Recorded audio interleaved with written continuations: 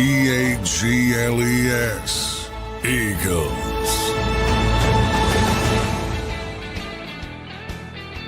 Welcome in, everybody, to a Thursday edition of Birds 365 here on JAKIB Sports, a May 1st edition. Johnny Mack, another month in the books, brother, as we continue to move along. How you doing on this Thursday morning, May 1st? Doing well. Rookie camp tomorrow, so that's official. Friday and Saturday, only Friday open to reporters for a little bit, similar to a regular season type atmosphere. We don't get to sit there for the whole practice. Not that there's much going on as far as real practice, but good to see the rookies. It'll be good to see the rookies. Tryout players always are interesting. Yeah, and it's a semblance of football. I wouldn't call it football, but guys are on the field. So. It's a smidge of football to some extent. So Johnny Mack will be down there for tomorrow. They'll do that Friday and Saturday. John, for the people who don't know, what is rookie camp? I don't know if everybody knows exactly what the heck goes on at rookie camp, what it's for. You mentioned the tryout players. They bring in a bunch of players that really weren't even undrafted or drafted to kind of compete in the rookie camp. It's another way to get a look at players. What goes on at rookie camp for the people that don't know? Yeah, I would best call it an orientation for the new guys. Try to get them up to speed. You have, limited time, and you're allowed to bring in. And now, none of the veterans could be there, so they can't be on the field with any of the veterans. Now, again, there's always contradiction. You can have some tryout players who are veterans. Last year, Perry Nickerson was a tryout player. Still on the Eagles, was on the Eagles practice squad through the Super Bowl, still on the roster. So you're allowed to bring in veteran tryout players, but none of the entrenched players. There's no Lane Johnson, Jordan Mailata, Jalen Hurts. They're not out there. So it's strictly the rookies. So Kyle McCord will be getting a lot of work. And they'll probably bring in a rookie tryout quarterback just to get through this session. So I would say orientation is the best way to describe it. Just meet everybody, get used to how they do things. Right. Coaches, position coaches, all that kind of stuff. Yeah, and a good chance for the whole draft class to get together at the facility. So they will learn their draft classmates, if you will. John, I think orientation is a nice word. So you'll be heading down there tomorrow. We'll be looking forward to hearing what you have to say about that. You said Saturday's closed off to the media, so you won't be going down there Saturday? Just Friday. So Friday, there you go. We got a great show planned for everybody today. That's the latest. Would be nice if it was Saturday for me personally, but no. Yeah. The tree stuff is rearing its head on you, John, isn't it? Yeah. I need some good luck. So it is what it is, though.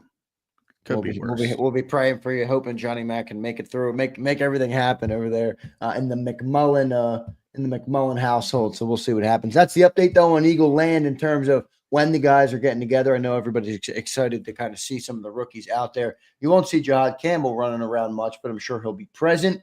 So it'll be interesting to see that. We got a great show planned for everybody. Good to see everybody in here. Hit that like button for us if you're watching on YouTube. If you're listening to the podcast, don't forget to leave a review. I had great podcast numbers in April, so thanks to everybody over there who listens to the show as well. John, we got Rick Saratella on today, so I'm looking forward to hearing him break down the draft. I'm really excited to talk to Rick, John, because remember, he was the one draft guy that was high on Shedeur Sanders. So I'm hearing. Yeah, he was number one. Yeah, I'm curious to hear what he thinks of him dropping down the board. We're going to get some. I think we're going to get some conspiracy theories. You think so from Rick? Well, we'll see what Rick has to say about it. So looking forward to talking to him coming up at 8:20. The other big news in Eagle Land yesterday, which we did address on the show yesterday as it broke in the middle of our interview with Mike Gill, was Jordan Davis, and the fifth-year option has officially been picked up. John, 24 hours later, what are you thinking about that Jordan Davis option picked up that we kind of expected to come, but now that it's come, what does the next step in that process look like?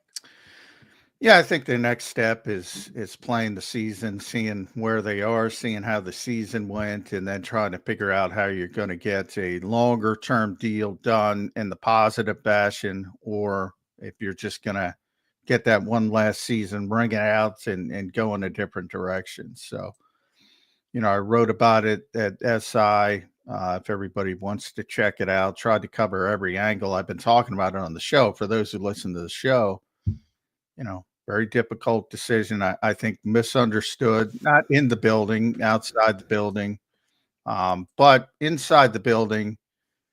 It's a difficult. It's more of a business decision than anything else, I would say. Like if we're up to Vic, you'd say, "Yeah, I want this player." Right. If money didn't matter, exactly.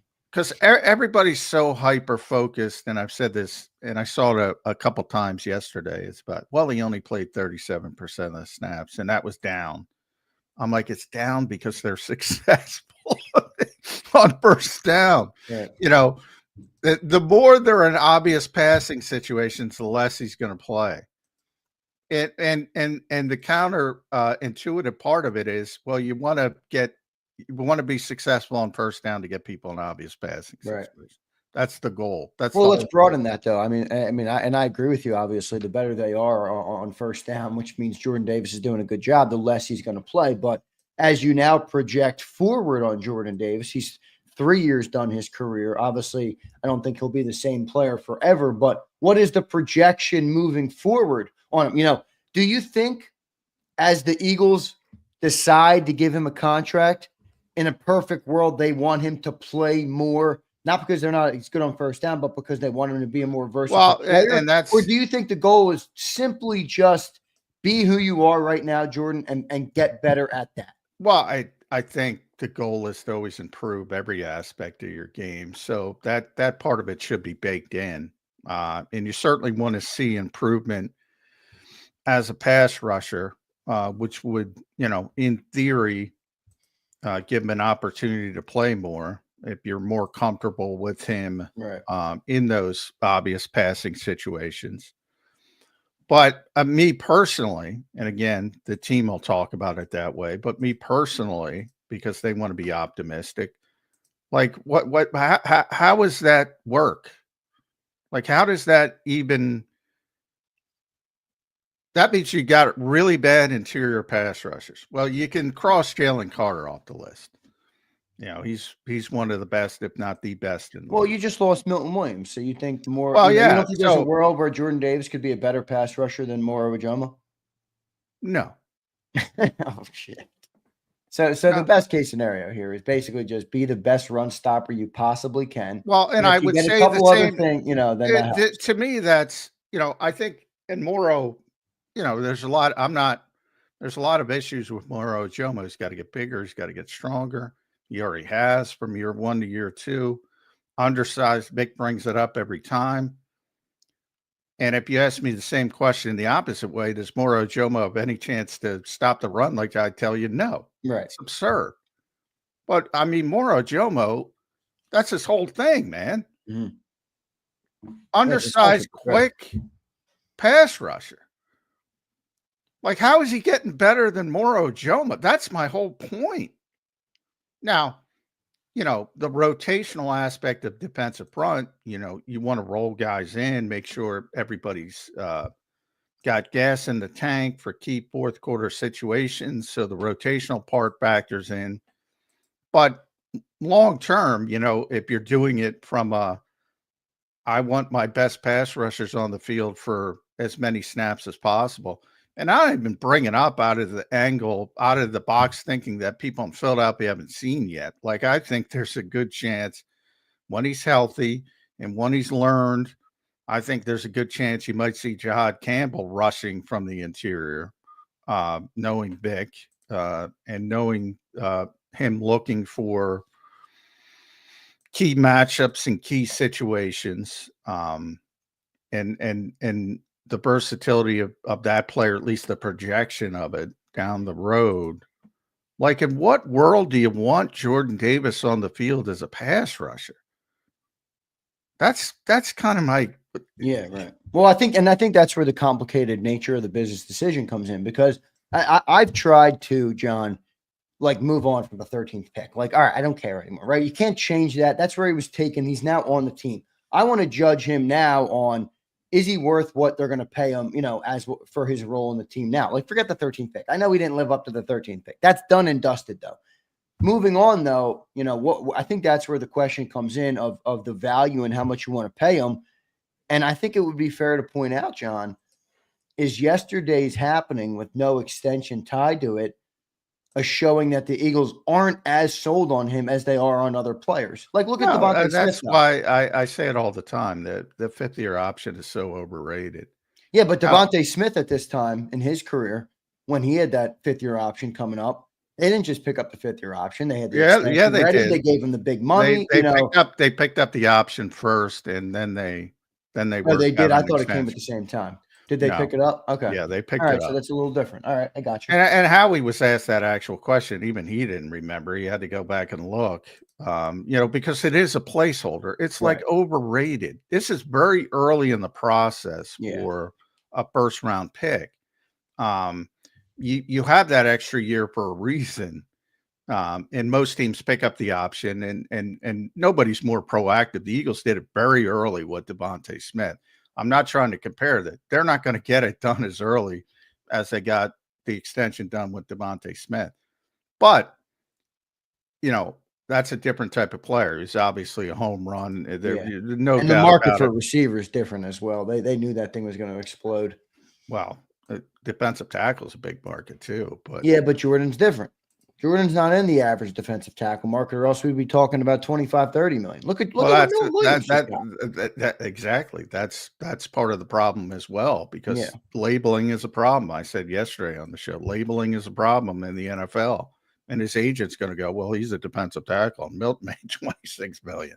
So, until the NFL fixes their own problems, and the NFLPA should be on board. Like there's who didn't have his option picked up, and made a little bit of a ripple yesterday. The dude in Baltimore, Kyle Hamilton guy, Tyler Linderbaum, who was a Pro Bowl center, one of the best 5 centers in the NFL. His option didn't get picked up, and there's people go, "Oh my God, Baltimore didn't pick up." The way it works is all offensive linemen are lumped together: offensive tackles, offensive guards, offensive centers. Centers don't get paid as much as tackles. So tackles spiked the number. I think it would have been 24 million 5th-year option for Tyler Linderbaum. Right. The highest paid center, I think, is at 18, somewhere Which in that range. Which is who? Creed Humphrey, maybe, or Frank Creed Wagner? Humphrey. Creed Humphrey. Somewhere in that range.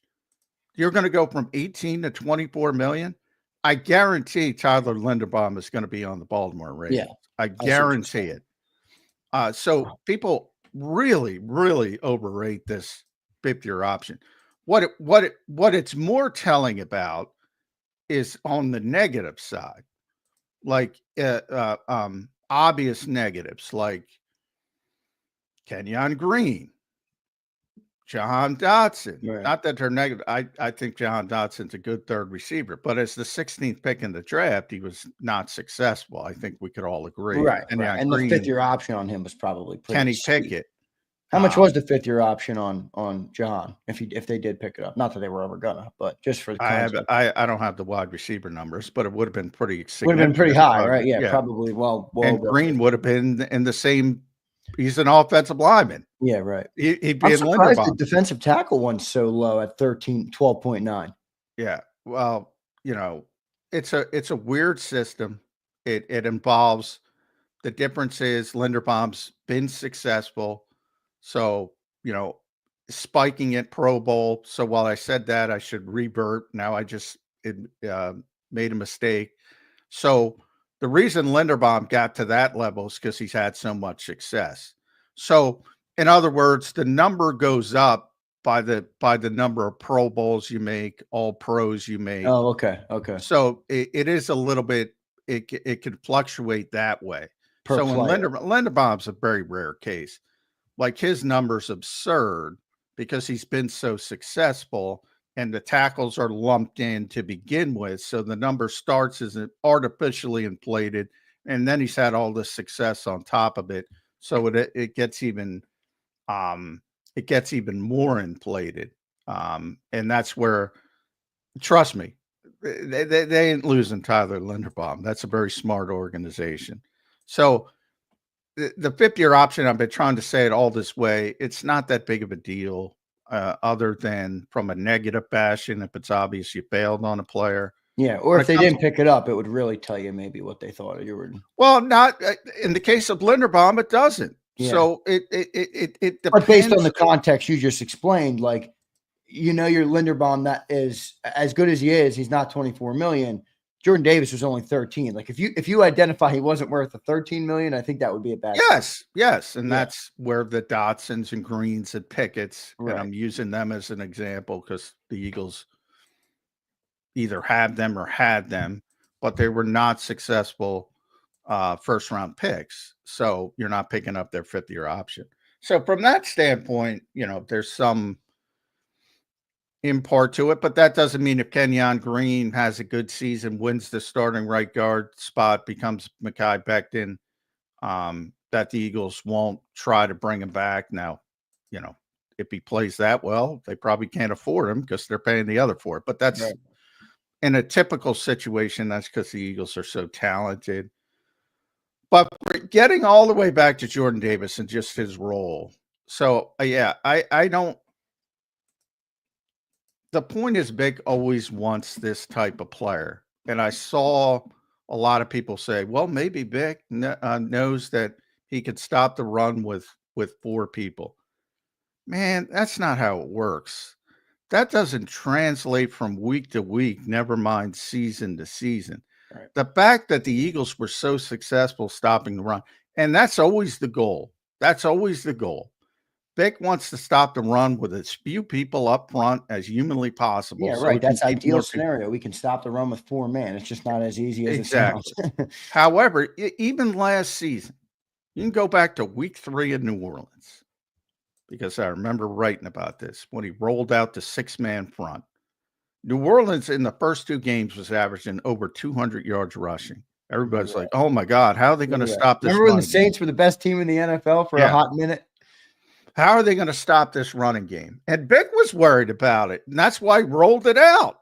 6-man front. Forget about 5. I know, that's insane. Who they have in that 6-man front? I don't even remember.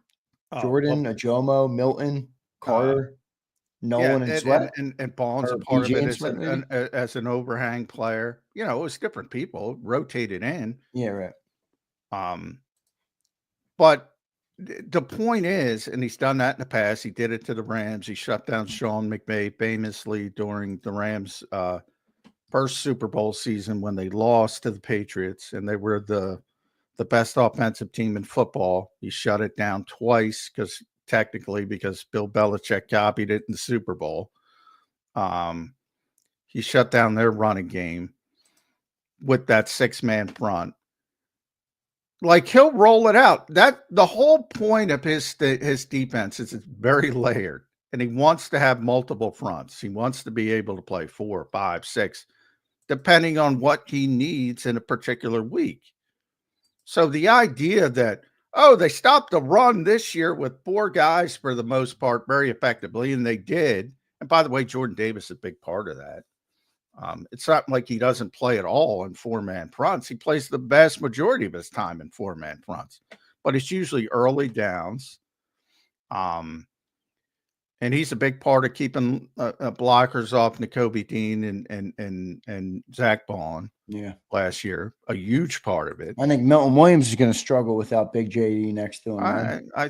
And hey, Jalen Carter as well. I mean, yeah. Jalen Carter's impact on everybody's pretty big. Yeah, obviously. So, yeah, this whole mentality, because I saw it a bunch of places. Well, they didn't need it last year. Why they need it this year? Why they need it moving forward? Man, just go back to 2021 when Jonathan Gannon was here, Nick Sirianni's first year. Nobody even knew he was trying to run Vic Fangio's scheme because he didn't have a nose tackle. And when he did roll out the 5-man front, which was very rare, he'd have Javon Hargrave at nose tackle, which was not good. That didn't work at all. Hell of a pass rusher. Javon's a hell of a pass rusher. but he's not the best run defender in the world. So, yeah. But, how much can you pay a 2-down player? That's basically what it comes down to. Yep. Good stuff there, John. I was real quick. Something that I thought was justified, that justifies your take on something, is I was looking at the numbers yesterday between the 22 and 24 Eagles defenses. And you always talk about how sacks are this overblown thing. And, the defense last year in every metric was better. And they didn't have one double-digit sack guy and had less sacks, and obviously won the big moment in the Super Bowl. They were better in red zone, better in third down, all those things. And everybody loves 22. Well, everybody loved 22 because of the big sack numbers. But I did think that was funny how last year they did the little things right. Well, I think no double-digit sack guy last year, though. That's pretty crazy. It's a valuable thing to be that good as a defense and not have that huge of an edge rusher, getting 10+ sacks. I think it's the ultimate irony that in Philadelphia, of all cities, they won a Super Bowl and did not blitz. And they completely shut down the greatest quarterback of this generation and one of the greatest quarterbacks of all time. And they did not blitz. Yep. That's the power of Vic Fangio. When it works, it's a beautiful thing. Let's see what happens with all that. Good stuff on Jordan Davis. Good stuff on rookie minicamp set to kick off tomorrow. John will be heading down there to the NovaCare complex. So we'll have a look at the rookies coming in and dressing up in Eagle green for the first time. So we'll see that. Maybe obviously no pads, but they will be wearing their Eagle uniform. So we'll see what that looks like. Let's go to Rick Saratella now. He's going to join us on the show. All right, Rick Saratella, one of the best in the business, founder of the NFL Draft Bible, one of the best draft guys in the world. He joins us now here on the show. Rick, welcome to the show, man. How you doing on this Thursday edition, post-NFL Draft, brother? It comes and it goes, right? Yeah, man. Well, it comes and it goes right into the next stage of the NFL calendar. Rookie mini camps. We just don't stop. It's unbelievable. Right. Yeah. The NFL does a great job. I always say it with the calendar, Rick. They maybe the best thing they do is set up the calendar where you just roll into something else. So the interest is always there for the NFL. They do a tremendous job with that. Obviously, good to see you, first of all, but I want to get into a lot of things with you, but I want to start with the Eagles because it's such an interesting pick at number 31 overall, Jihad Campbell. A lot, Howie came out after, started talking about him as an edge rusher. A lot of people think he's an off-ball linebacker. I've never seen so much disconnect, and I give my buddy BLG, Brandon Lee Gouton. I'm sure Bob McGinn, his rankings every year. He's been doing it for 40 years. Scouts. He's got a bunch of different scouts talking about Jihad Campbell. And this was pre-draft before the Eagles took him. I've never seen some guys rave about his instincts and some guys say he's got no instincts at all to play off-ball linebacker. Mm-hmm. Where are you in that conversation? I've never seen the disconnect from actual personnel people. Yeah, well, so it's a great question because in terms of a pass rusher, he's got, it seems like, natural instincts. Yes. And he's got pure athleticism. Now, does he have the frame to be there on a consistent basis, down after down after down? That's to be debated. In terms of his off-ball linebacker skills, they're still raw. They're still developing. Like he does not always take the best angles. Okay. And sometimes you feel like he's trying to feel his way through the processing. And Bobby Wagner was kind of like that coming out of college too. It's something that he's just working on. And I think he's going to get it. But I would tend to be in the boat where as an off-ball linebacker, he's still developing, but I like him there best because I think his best football is still ahead of him. Like he made great strides when you watched him this past season. Like he got better week after week after week, and he's going to keep trending in that direction. Where'd you have him on your big board, Rick? Did you think that was a big value? A lot of people talked about how good the value was there. Now there's some talk about the injury. I don't know what's going on with that. 2 knees, 2 shoulders. That's a little concerning. But how good of a value pick was that there for the Eagles at 31?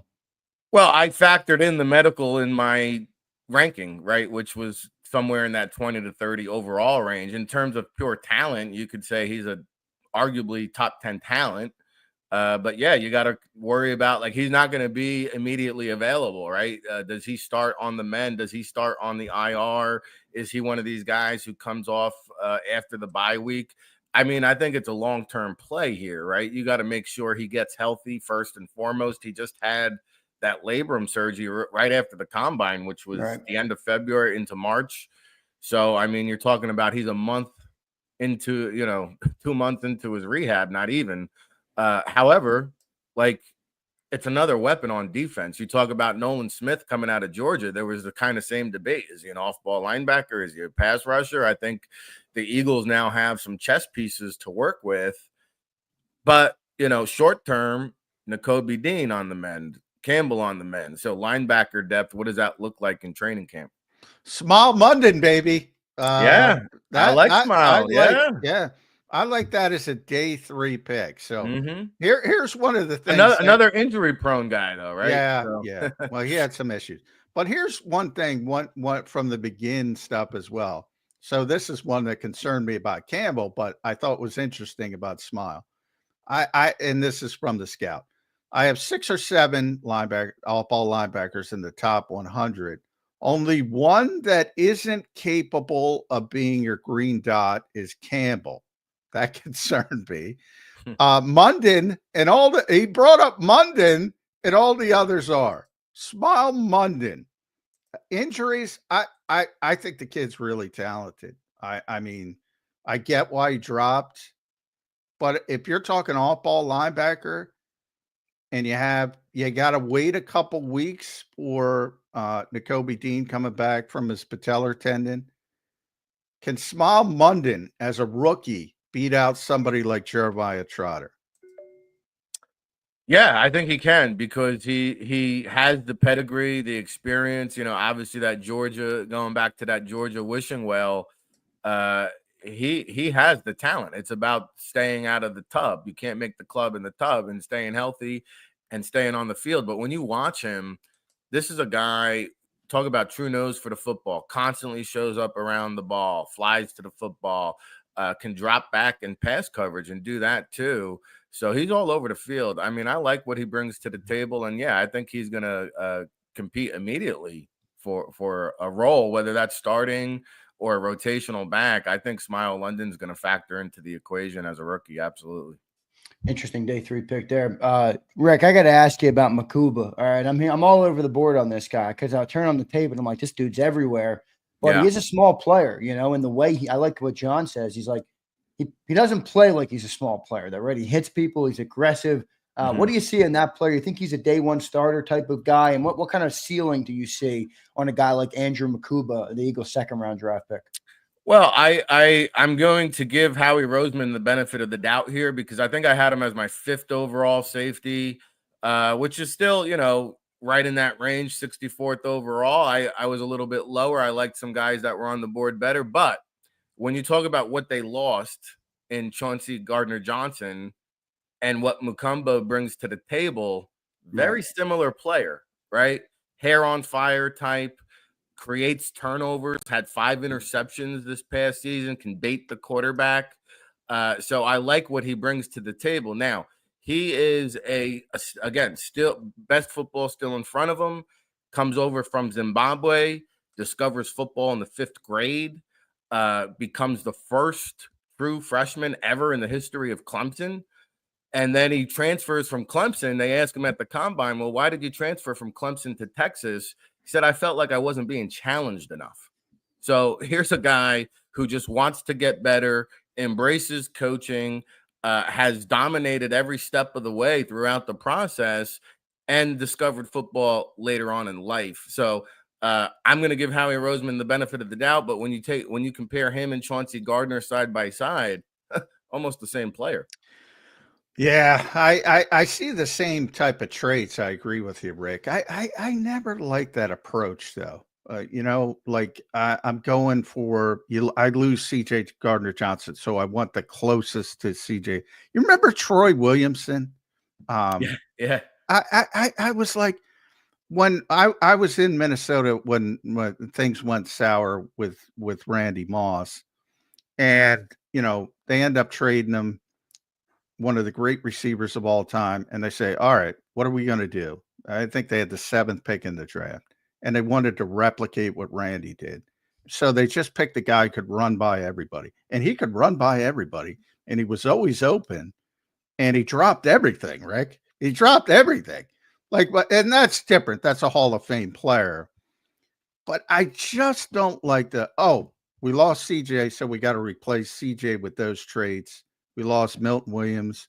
You as a from the scouting perspective, I'm like, I don't know who you like there. Xavier Woods, Kevin Winston Jr. Maybe go a different direction if you think that's a better player. I agree with you for the most part. However, like Howie has a little bit of freeway. Like he's got a long leash to work with. And I felt like even that day one trade, I felt like almost he got a little bit too cute and fancy. Like he's almost like flexing his muscles on us now. Like, listen, there was an allure with that safety position. He had him in the house, then he let him go. Then Chauncey Gardner-Johnson played a key role in helping bring that Super Bowl back. So I think he was trying to replicate that. He got out of the best player available mode and tried to fill a need because obviously he wasn't feeling exactly comfortable with what was on the roster. So, my safety big board differed from the rest of the league. I had Billy Bowman as my Billy Bowman. Yeah, he went like the 4th or 5th round, I think. Yeah. So I mean, listen, he fits the DNA, but I'm with you in terms of philosophy. I think you get yourself hurt when you try to fill a need over the best player available. Rick, they traded back in round 3, ultimately got back into early round 4, and they selected Ty Robinson, defensive tackle from Nebraska. This guy is interesting, man. Vanilla Gorilla, he's calling himself, which is, I think, hilarious on the nickname front. But what do you see that player as? Does he impress you? Where'd you have him on your board? And what do you think he can be for this Eagles defense? Yeah, I had him right around where he went. I think you talk about a guy who's just big, agile, athletic, can be moved up and down the defensive line. I think he can bring some versatility as a rotational piece. He could step in just about for any one of those interior guys. And I wouldn't be surprised, if you see him moonlighting a little bit out on the edge because he has that type of athleticism. And so, rotational piece, versatility, athletic, size, good looking player. First one off the bus type. Another interesting, and I want to ask you your day 3 favorite player, but before I get to that, for the Eagles, but before I get to that, I want to talk about Antoine Powell-Ryland, and maybe he is, but I want to talk to you from a scouting perspective. A lot of Eagles fans are fired up about this guy. He had tremendous production at Virginia Tech, and that's why big numbers. So how do you weigh that? Like, how does a guy who's got that big in numbers, that much production at the college, at Power 5, not Alabama, but big time college football, and everybody's got him 6th, 7th round grade or somewhere in that range for the most part. Like, where's the disconnect? How do you parse through that and say, all right, this guy's really productive on the field, but he probably doesn't project that highly in the NFL? Yeah, listen, he was productive the last 2 seasons, but he couldn't see the field at Florida, right? So I think it starts there. You go back and you wonder, well, why did this guy spend 3 years in Florida and could barely see the field? He goes to Virginia Tech and blows it up. So I think that's where you got to start with. Also, I'm looking at my measurements, 31 and 2/8 inch arms, right? Very few guys in the NFL survive. I mean, I'd be curious how many guys are actually in the NFL playing pass rusher with 31-inch arms. Probably very few. And then 6'2.5", you talk about the length. So this is not your traditional kind of edge rusher. Now, 40-inch vertical, 4.69 40, 21 miles per hour on the GPS. You talk about speed to power.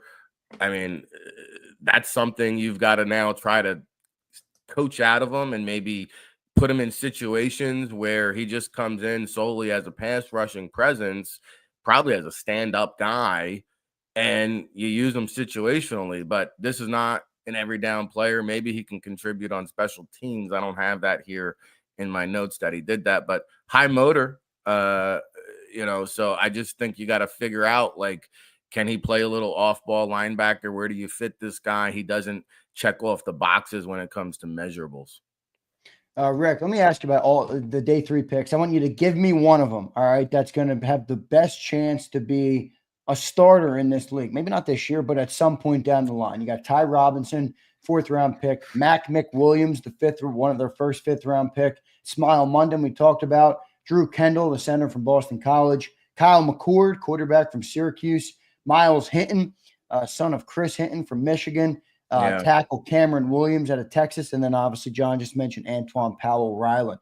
Where's the most upside with those guys, man? Where do you see it?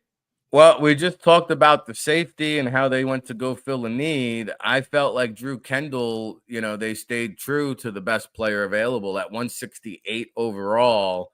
I had this guy as my number 1 rated center. I mean, I love him. I love him, Rick. What's not to love? I don't understand how he this mystified me, how he lasted this long. I had a chance to talk to his dad, Pete Kendall, who was a first-round pick from the Seahawks in 1996, I believe. And he was also his coach for the most part growing up. So when you talk about just a fundamentally sound technician, lateral mirror ability, bend, leadership, like I went down to the East-West Shrine Bowl, and all the players just gravitated towards Drew Kendall. He had a natural leadership presence about him that really impressed me. I was blown away. And now I get it. Look, Cam Jurgens looks great at center, but he did start at 1 year at guard.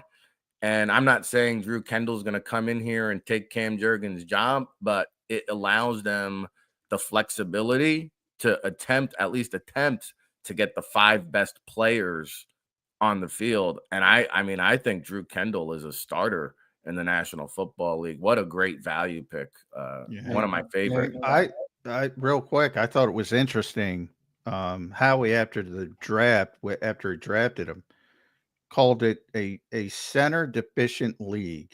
And he said too many teams, go to off-season work and they say, well, we'll turn this guard into a center and move him inside.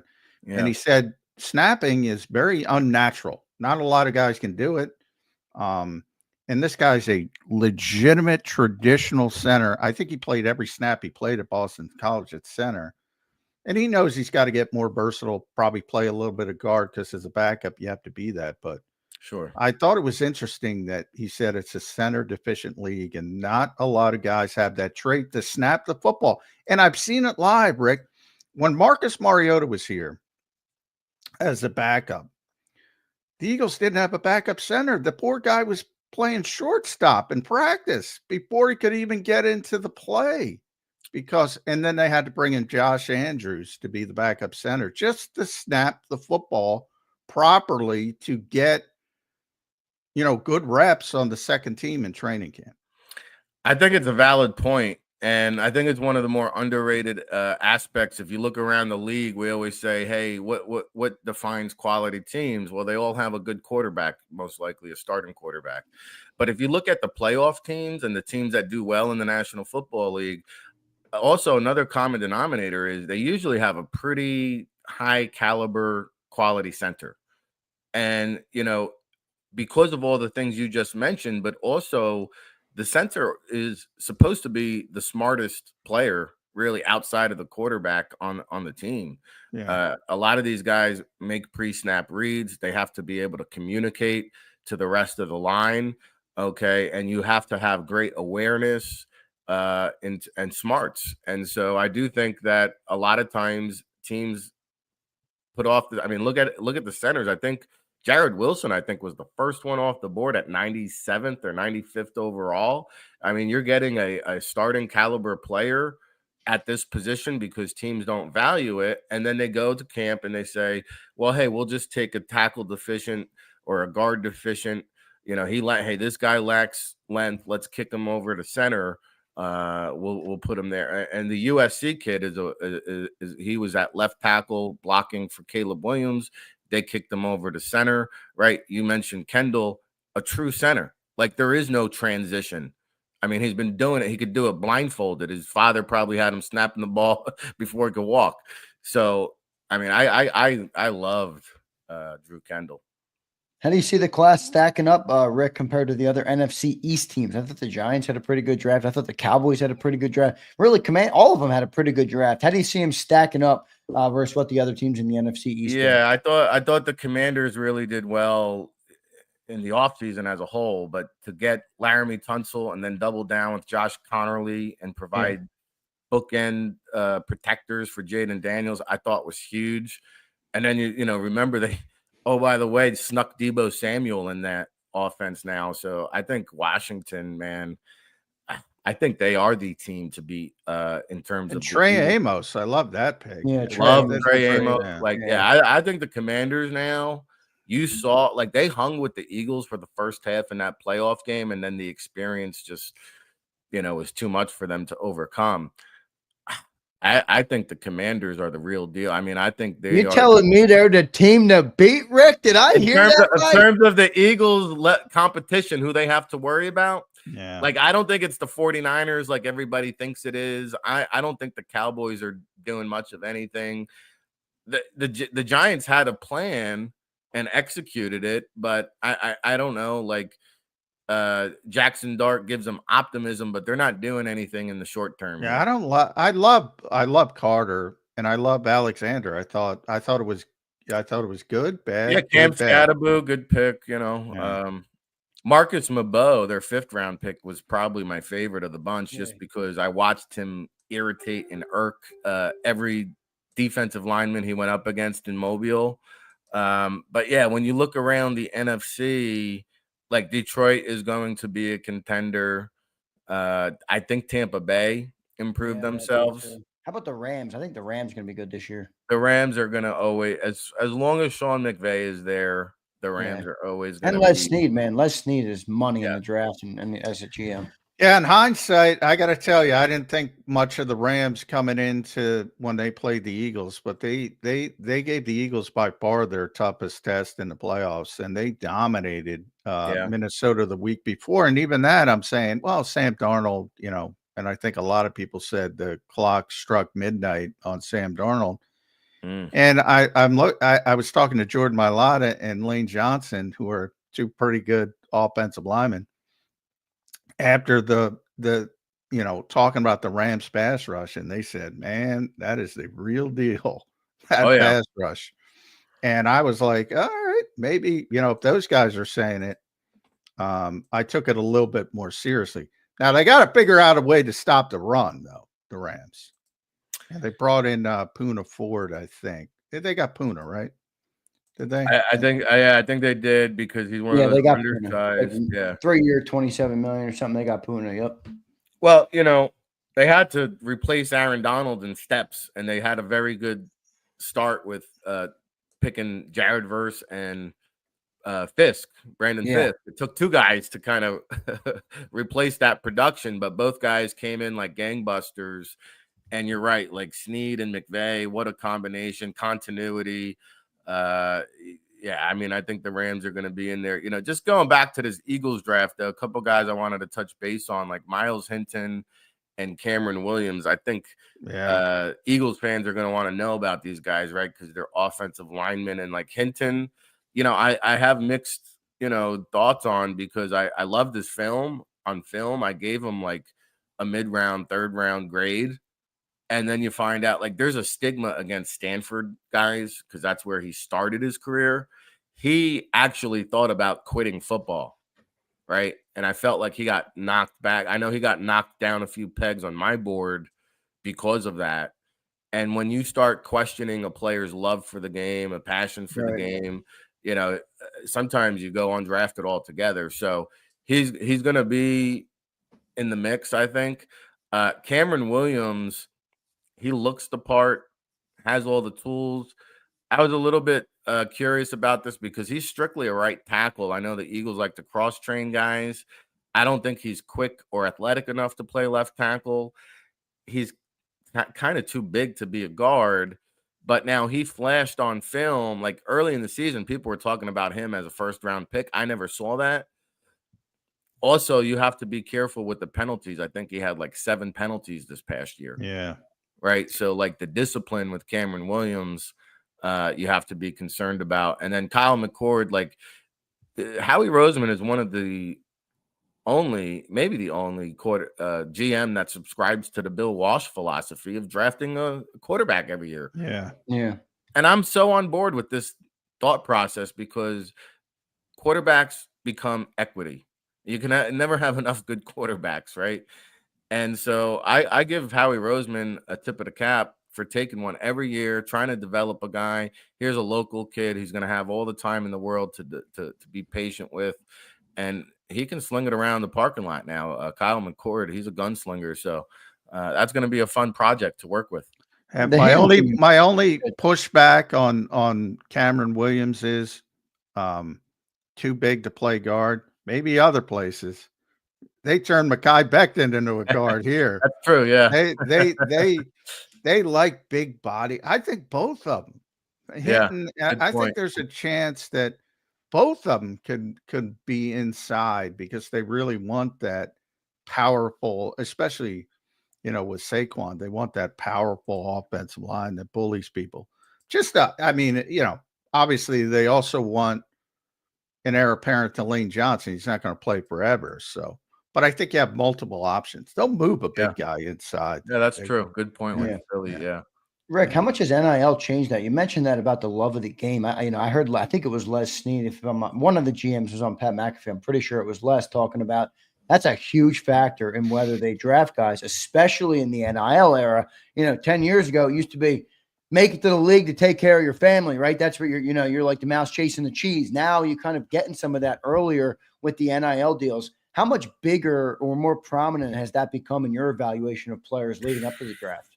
Yeah, I think it played a factor into Shedeur Sanders' draft stock, right? Yeah, we're going to talk about that for sure. When you walk into your draft room meeting wearing a chain that's worth more than everyone's salary in the room, basically, it could rub people off the wrong way. I think that, I look at a guy like Quinn Ewers who turned down NIL deals between $4 to $8 million to enter the transfer portal, and he took a chance on himself and went into the 7th round. So he cost himself a lot of money, and I'm going to be curious to see how that factors into Arch Manning's decision next year. Right. If Texas, I heard Texas now is going to be spending between $30 to $40 million on their roster this year. The Texas schools are insane. They're gonna become the best overall. So I wonder in Texas. By this time next year, if the Longhorns are able to put together a package that is more worthwhile than the first round pick of the NFL draft, we're getting to that stage now. So that's unbelievable. Yeah, but you're right. As far as guys are going to go on day 3, why not? Why not take the money and stay in college? Yeah. Carson Beck did it. Yeah, and look what he's making. If I were Quinn Ewers, I wonder if he's double thinking it now. I went to the 7th round. I think he's definitely thinking about it. Definitely. So yeah, we'll see what happens there.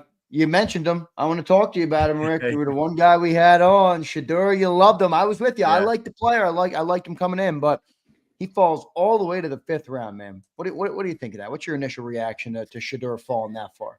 Well, I still love the talent, but obviously I need to spend 15 minutes behind closed doors with him, and we'll have a different opinion.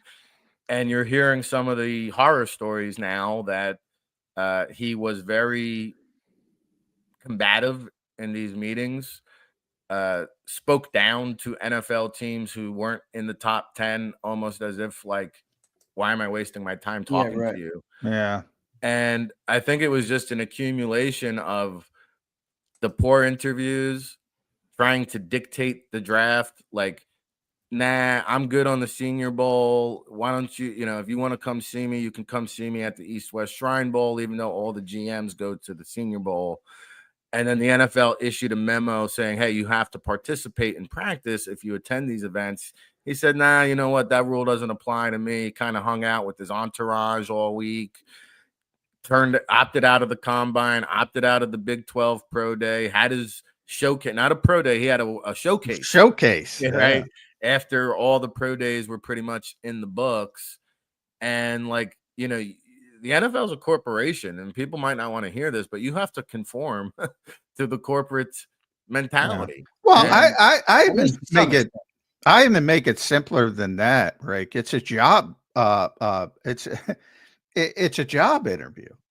I mean, who goes into a job interview and belittles the people interview? Now, maybe somebody does, but they're not getting the job. Yeah. I mean, we all try to put our best foot forward in those types of situations, most of us. And yeah, I mean, I'm not, Big Rick doesn't need me defending him, but anybody who does this, we don't have access to interview. We don't get to interview the kid. Right. We could just talk about what we see on film, what we think he has from a talent perspective. But if he comes in and says, why am I doing this? I don't belong here. You should be kowtowing to me or whatever. You might say, you know what? I don't want this guy leading my team. Yeah, especially as a quarterback, right? Because you're hearing too, like on the chalk talk on the whiteboard, if he was questioned, he would push back almost like, bro, like, are you kidding? Like you're questioning me? You're challenging me? Like, I mean, how do you work with that? And what's crazy, couple things is like, one, I heard Sean Payton had a handshake agreement after the draft to bring him in as an undrafted free agent, which would have been interesting. And then also, if you remember, like the Browns jumped up in front of Philadelphia. Yeah. There was talk. A lot of people thought the Eagles were going to take him. There was some talk there. The Eagles were going to take him. Yeah. And the other storyline to keep an eye on, too, is you hear that the owner there in Cleveland got involved and said to make this pick because if you're a sicko like me and watch the entire draft, they went to the Browns war room. Every pick, they were like giddy. They were like a kid in a sandbox jumping around, high-fiving each other. When they went to the Browns war room for the selection of Shedeur Sanders, I mean, Andrew Berry and Kevin Stefanski looked like they were at a funeral. Yeah. And I just wonder if this pick got pushed on them. And then you wonder, too, like even take Deshaun Watson out of the equation, but like, how do you evaluate 4 quarterbacks, right? Like, how do you get them the necessary reps? Even rookie minicamp, like Dylan Gabriel now is going to be taking snaps ahead of him. Yeah, and he's got the dude who's got the #1 selling jersey in the NFL right now breathing down his neck. I mean, I thought that was a dumb move by them just to bring in 2 quarterbacks, Yeah, when owners get involved, I think it's clear it came from ownership there. At least it looks like it to me. I have no way to confirm it, obviously, but certainly does look like it. But we'll see what happens with it all, Rick. We appreciate you breaking it down, man. Any other things that stuck out to you in the draft that you feel the need to mention here? Obviously, who do you like the best? Regardless, we're Eagles centric here, but who do you like the best? Well, I don't like the Cowboys the best. I like what they did with their first 3 picks. I thought so do I. I thought they added like 3 potential starters there. And then I give credit to Baltimore. Like I think Eric DeCosta year in and year out. They're so smart. Yeah, they might not have any morality, but they're smart. Well, win championships with choir boys. Yeah, right. And we talked about Malachi Starks at length on this show.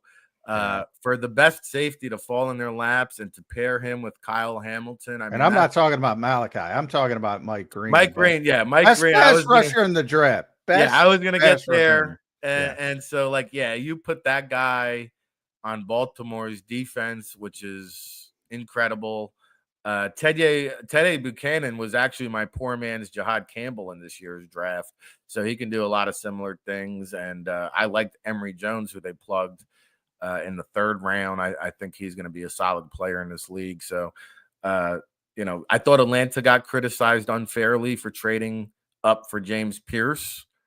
But I like what they did with, bringing in Walker and Pierce, doubling down. I think I mean, Atlanta's going to carpet be. bomb it. They've been looking for a pass rusher since John Abraham. They might as Yeah. well carpet bomb it. I Yeah, don't have a problem I with think that. Atlanta's going to be a good team this year. So, but yeah, I mean, hey, I've been staring at this thing so long, fellas. My eyeballs are bleeding. Yeah. Yeah. And now you got to get the drafted next team, year. yeah. Who's number 1 next year? Arch? You know, he's going to be the leading contender going into the season. I think you could see, you know, we'll see how many quarterbacks do decide to declare. I think will determine how strong this class is. Right. But Lenora Sellers, when I was down at the Senior Bowl, Lenora Sellers out of South Carolina was a name that kept popping up to keep an eye on. Obviously, the kid Nico is going to be a fascinating story now from UCLA. Tennessee, Yeah.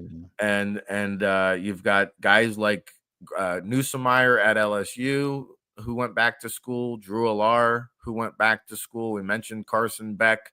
So it's going to, I think, be a lot of quarterback heavy into the equation.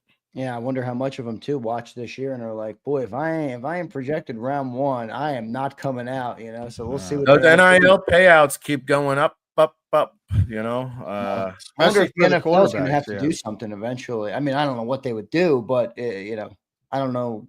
You might have to address that eventually. No, Rick. The other thing that's happening is colleges aren't going to high schools anymore.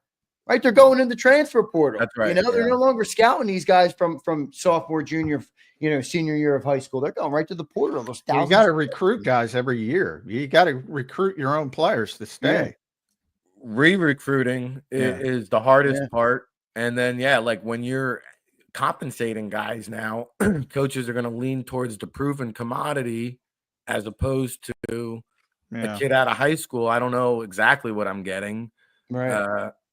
You know, I think what's going to be coming, I don't know when the CBA is up. Is it 2030? But I would imagine, I would imagine the new CBA, these first round deals are going to have to go up just to compete with the college payouts. I don't know.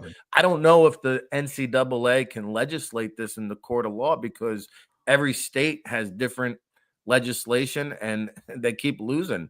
So I don't know. I don't know if the NCAA, like they opened a can of worms that they didn't anticipate. And I don't think they can put a lid on it. They got to do something. I know the new head is trying to get some antitrust stuff through Congress. So they got to I heard a salary cap would be coming where you can compensate, like each position would have a max salary that you can pay. But I mean, you've got to get all these schools on board with that, right? Yeah, there's got to be some order, though. It's a free-for-all right now. Yeah, you got to have a system. You have to. Otherwise, it's just. I know a lot of people are asking for Nick Saban to kind of step up and become like the an commissioner, commissioner, and try to like put this whole thing together because I don't think Nick wants to do that. He's enjoying his TV gig. Right. He's pretty good at it too. Sometimes that's not a good thing. You know, he's a great football coach, but I don't know if he's a great business guy. You know, you got to figure that's a whole different spectrum. Well, we saw Isaiah Thomas run the CBA into the ground. We've seen, Bill Polian and the XFL or USFL didn't work out so good. Yeah, exactly. Yeah, we'll see where it goes. Rick, thanks for joining in, man. We appreciate it. Great job on the draft this year. We'll talk to you again soon. All right, brother? Yes, thanks, buddy. Appreciate it, guys. Here from the NFL Draft Bible. Great job from Rick Saratella here on the show. Good breakdown of the NFL Draft. Good breakdown of the Eagles draft this year. We got a whole hour left to play here on Birds 365. Johnny Mac, what you think of what Rick had to say about the Eagles draft class? Yeah, I love his thoughts on Drew Kendall because I got the same thing. Yeah, I and by no means is he's not going to push Cam Jurgens, but I just think he's a good player, and I think ultimately he's going to be a starting center in this league. Probably not here, but again, when you take good players, they create value. I've said the same thing with Kyle McCord. I think he's got a chance to develop into an NFL starting quarterback, and by that I don't mean top 10. I mean probably bottom 10, but still that creates value. And you can envision sometime during his rookie contract, and this might happen with Tanner McKee as well. And and Rick's point of drafting a quarterback every 2 years, we can't say every year, but every 2 years or so, Yeah. we're bringing in a quarterback and trying to create that value. You know, it might be Jalen Hurts sprains his ankle, and somebody like Kyle McCord comes in and lights it up for 2 games, and that's how quickly. And it happened with AJ Bealey for a long time, Eagles fans back in the day. That's how quickly, because there's so many desperate teams for quarterbacks at any given time in the NFL. They'll bite. They'll say, "We'll give you a second round pick." It creates value. Quarterback more than any other position, obviously, but I think Drew Kendall's got a chance. That's what you want in day 3. That's what Howie said. And I look at Small Munden, Drew Kendall, Kyle McCord, Miles Hinton, and Cameron Williams specifically. Those players have a chance to be NFL starters down the road. Now, Miles Hinton might not even make an NFL team. That's sort of the window, but the upside is there. Cameron Williams, the upside is there. And that's what they're not all going to hit. Yeah, it's a sick. I mean, come on, it's day 3. We all know. Look at the day 3 guys last year: Nia Smith, Johnny Wilson. Well, what he said, he had 8 picks on day 3, and he said if you find 3 starters, that's a home run. And I think they have a bunch. And I didn't bring up Ty Robinson because I consider him a little bit different. I think he's a good player. I don't want to overstate it, but he's going to be a good player. A good rotational player in the I'm NFL. I'm a little confused too on Ty about his weight. Like, I know we mentioned 288, but dude, you turn on his tape, he does not look like he's 288, John. He looks like he's 3. Oh, he's I think there's combine or whatever. He's in. Well, that's part of it. He's in great cosmetic shape. Yeah, right. Which is not necessarily what you want in the NFL. I mean, it doesn't hurt, but it's not WWE. He'd be a great WWE prospect, but and that sometimes it's better to have a little bit in the trunk, so to speak, instead of being that type of physique, because I mean they measured him. It's 288 at the combine. Yeah, it's what he was. 288's not small. He's not wrong. I mean, listen, 288's not a small dude. It is for the NFL in these days to play defensive tackle. What's Jalen Carter? Is he 300? Oh, 3. I don't know what they list him at, but easily 320 coming out. He's a big dude. Jalen's big. That's the thing about Jalen, man. He's so big and powerful, and to be that athletic at his size, it's crazy. Is just, it's rare. He came out at 314 from the combine. He's probably 320-ish. I think that's what the Eagles list him as. Yeah, somewhere in that range. Milton, they said Milton was 291. I'm not sure if that's correct. Well, Milton's undersized. Milton was undersized. Yeah, so 288 shows you. I'm telling you, 288 is undersized for an NFL defensive tackle. I get average people don't. It's enormous. Yeah, right. To an average person, right? But it ain't for a defensive tackle in the NFL. Real quick, before we get to our break, I got to ask you this: Is Kenny Pickett out in Cleveland? Out before he even started? Think about it. They got Flacco, they got Pickett, they got Gabriel, and they got Sanders. He could literally start and he could be cut. Yeah. I mean, they don't have any. I mean, Joe is. I think it's between Pickett and Flacco, whichever one they choose, basically. Yeah, right? And probably the other one is probably going to go. And probably I would lean towards Joe, but if he completely outspot, Joe's 40 years old. If he completely outplays him in training camp, but they're going to keep Gabriel and they're going to keep Shador. Yeah, Shador's got the hellstorm around him too. So it's like, and that's where I think he way overplayed his hand. I know obviously the whole process didn't seem like it went well for Shador, but once those top 3 teams that pick quarterbacks, the Giants, obviously the Titans, and Seahawks, who took Jalen Milroe. Once those three teams took him, now you're in backup territory, and nobody wants that as their backup. Well, exactly. You know, and to be honest, I wouldn't have taken him in the 5th round because nobody wants that as a backup quarterback. Yeah, right. Like what Especially you want. I think it's a disservice to Gabriel. It's a different role. It's a different role. And I always compare it to utility people in baseball. It's like you have to accept your role. You're going to play once a week. Some guys can't do that. They need regular at bats, they can't do it. Other guys embrace it and they're really good at it. With backup quarterback, your job is to support the starting quarterback, not say I'm great. And I'm not saying he's going to, maybe he learns from this and maybe he fits in and he tries to help whomever it is. But to your original point with Kenny, look, if he doesn't win the starting job, they're not keeping him as a backup. So that's pretty much, he's either the starter or he's probably out. Going to be interesting to see what they end up doing there. We appreciate everybody for being here this morning. Don't forget to hit that like button. All right, got a good crowd in here post NFL draft. Let's get to our super chats this morning. Dank Bird Gang says, just a reminder, the Philadelphia Eagles are Super Bowl champions. There you go, brother. You can still say that. Dank, appreciate it, man. JD, what's that? I forgot. Yeah. JD3 says, a couple from JD3. 1 week post-draft, I had the offseason at a B so far, mainly just for keeping Vaughn and the defensive staff. Personnel has taken a step back for sure.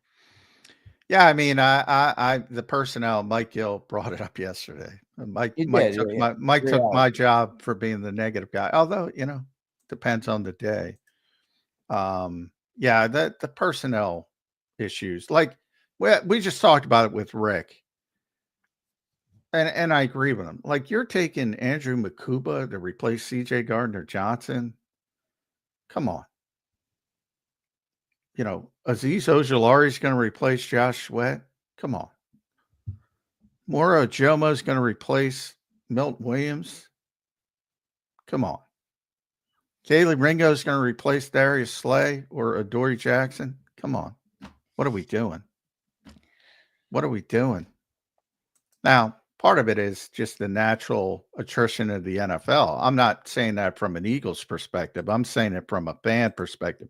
If you're counting on that, maybe somebody hits, and I'm not even going down to the role players like Brandon and Isaiah and Warren Burks. That too. Yeah. Couple guys will hit, maybe even be better than the guys they're replacing. Yeah. But the vast majority of that 7 or 8 is probably going downward. No, I think there is a sense of optimism amongst the fan base. One, because fans. I mean, look, we're fans. That's what they are, right? Super Bowl. But also, I mean, remember where we were training camp last year on the defense. Worst linebacking core in the NFL. Had no idea what Nolan Smith or the edge rushers were going to be outside. Yeah. But can I push back on that? Cooper, there was questions. Oh, there were more than questions, but.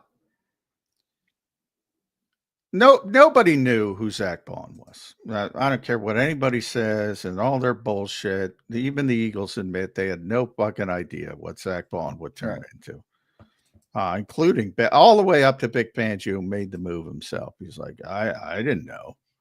How do you know? How do you project? But I will say this. He was in the NFL for 4 years. Nakobe Dean, I think everyone said, well, Devin White. Nakobe stinks.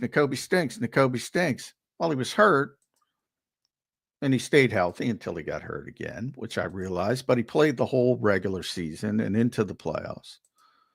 Couple, and he just took off. But again, he'd been here. He'd been through it. It wasn't rookie. It wasn't, there was developmental time. Nolan Smith, developmental time. Yes, Quinyon and Cooper hit right away. I would not count on that every single year. I mean, it doesn't happen like that every single year. It's more about development. In the case of Jihad Campbell, look, tremendous value if he's healthy. Everybody's got him in the top 20. You know, Rick said top 10 level talent. All right, he's also not going to have an off season because he's hurt.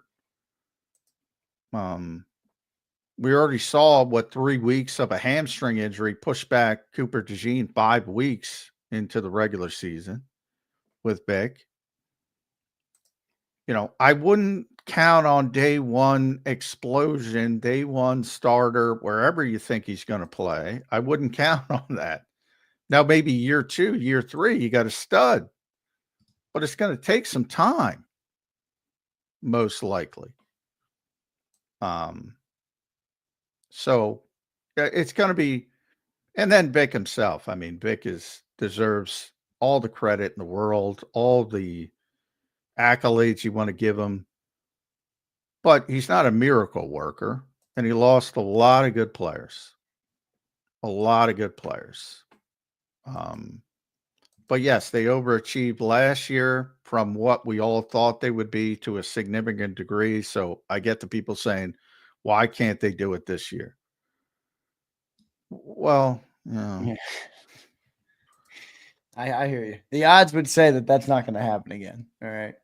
Yeah. JD3 again says, I would have liked to get Gabriel as a backup QB. I agree with J-Mac. He plays QB better and smarter than the rest. Got to study more up on Kyle. Kyle's good too, man, but I agree with Gabriel. Well, I think Dylan, but he went, where did he go? He went the third round. Like, I'm not taking Dylan. Even I love the kid. I'm not taking him in the third round. No, not for our team. Not necessary. You know, I thought McCord, and I said it was, for me, it was Dylan. As far as processing, number 1 was Gabriel. Number 2 for me was McCord. And they got number 2 in the 6th round. He is a fast processor, McCord, man. He gets that ball out and downfield. He looks downfield. So, well, it's rare in college football because they're not asked. Most guys aren't asked to do it. Saw one at most, 2, and so is Kyle. But he does a lot of pre-snap stuff where you can see he figures it out a little bit quicker than most college quarterbacks, to say the least. Right. All right, we're going to take our commercial break. Let me thank my girl, Bird Gang Girl. Becomes a member again. Thank you so much, Bird Gang Girl. I don't know what you came. I have to look on the YouTube end on what level it is, but I do appreciate your membership. As always, we appreciate everybody for being here on Birds 365. Hit that like button. We'll be right back in 3 minutes on the show. We have plenty of good topics here in the last 45 minutes or so of the show. We'll do it next on Birds 365. The following is a real testimonial from the father of a young injured victim. I didn't think she was going to make it. Major Perry's daughter was the victim of a horrific accident caused by someone else's negligence. If you don't find the right counselor, law firm that you're looking for, you will get lost in the wilderness. Badly injured? Call the Fritz and Bianculli Law Firm at 215-458-2222 and find out why they say, "We got this." Your financial future is on the line. Are you ready for what's next? At Leone & Company Wealth Management, we help young professionals, business owners, and pre-retirees navigate the complexities of building and protecting wealth.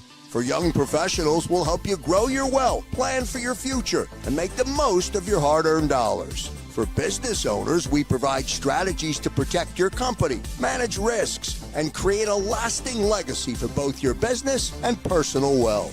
For pre-retirees, we'll design a plan to secure your retirement, ensuring you can live comfortably and confidently in your next chapter. Whether you're just starting out, managing a thriving business, or preparing for retirement, we're here to help you take control of your financial future. The first consultation is on us. Get the advice you need without the cost. Let's make your financial vision a reality. Take the next step. Scan the QR code to schedule your free consultation today. And of course, go Birds.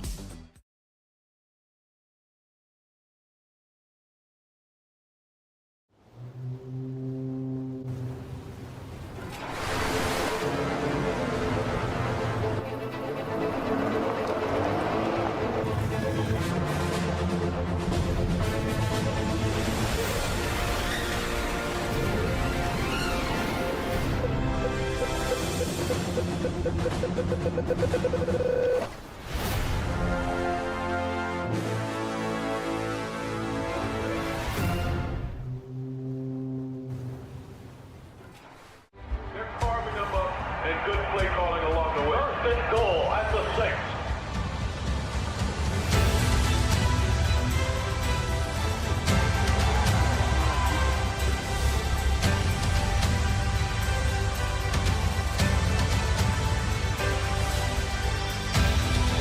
On the field of life, First Trust Bank is there for you.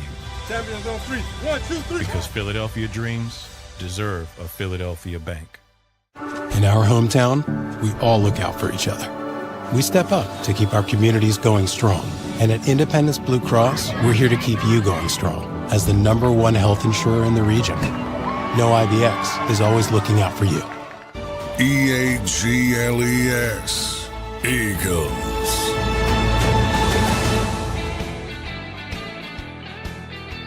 Welcome back in, number to a Thursday edition of Birds 365 here on JAKIB Sports. Plenty of things happening in Eagle Land. Yesterday, Jordan Davis got his 5th-year option picked up. We talked about that in the open and on yesterday's show. And also, rookie minicamp kicks off tomorrow. Johnny Mack will be heading down to the NovaCare complex after the show tomorrow. So we'll get our first look at the rookies. So we'll see what goes on with them. John, one thing I want to talk about is the undrafted free agents. No, I don't think we've given them enough time. Obviously, I know they're not as big of a deal to everybody, but I will say, are there any Boston Scots, any TJ Edwards in this class? It's not, that you every once in a while you do stumble across an undrafted free agent. Obviously, a famous one here is Corey Clement, one of my favorites, Corey Clement. But what do you think of the undrafted class? Any of the names jump off the page to you now as we're a couple days into it? And they'll obviously all be at rookie minicamp as well. So I want the people to know who's out there for the Eagles.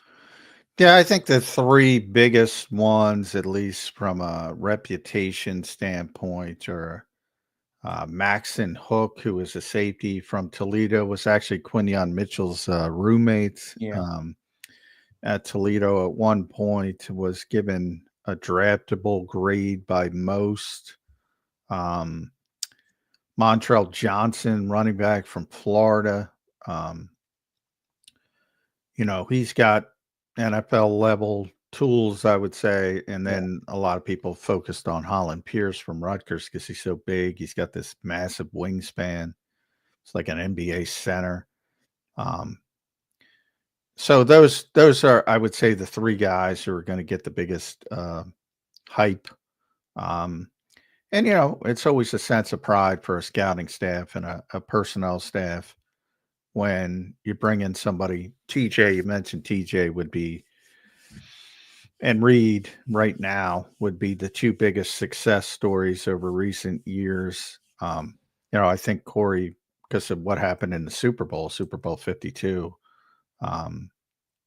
But I think overall, as far as long-term help for the team, the 2 guys are TJ and Reed. And that's rare when somebody gets to, and I understand the Eagles are good. So it's a little bit more difficult now they didn't have an undrafted guy last year. Usually 1 or 2 makes the team. Yeah, right. They're talented.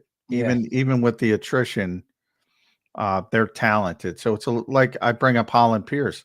Well, he might be able to. That's one of the things I question. Like, why are you coming here? You have Lane Johnson. You have Jordan Mailata. You sign Kendall Lamb. You sign Matt Pryor, and then you draft Miles Hinton and Cameron Williams. I mean, I get. And probably just wants to work with Jeff Stoutland. Maybe that helps him long term. Doesn't help him short term. I don't see an avenue for him other than, practice squad if he gets through waivers, and he probably will. But again, you're so deep at tackle, even after they cut who they're going to cut. It's going to be difficult for him just from a numbers game. Same thing with Montrell Johnson. Maybe replaces Ty Davis Price as sort of the developmental guy, but I don't see the path for a Reed Blankenship type or a TJ Edwards type. I guess the closest would be Maxon Hook because you have a need at safety. Now, they have a bunch of bodies that are ahead of Max and Hook, but How about they're one of the not. receivers, John, like that Darius Cooper from Tarleton State? And I know obviously you got Devontae and AJ. I'm not talking about that, but if they move on from Dotson, the wide receiver I is think not things really good after those change. top two guys. No, it isn't. I'm not high on that. Boy, they can't afford an injury, No, especially they if they can't. move on from John. But they didn't trade him. I thought he was a low-key trade candidate. Maybe he still is down the road. They did bring in Terrace Marshall. I don't know why. Like I'm most of it. Pumper, close your ears if he's here. I'm not high on Anais Smith or Johnny Wilson. And the Eagles, sometimes one of the few things, how he's going to hold on to his draft picks like grim death.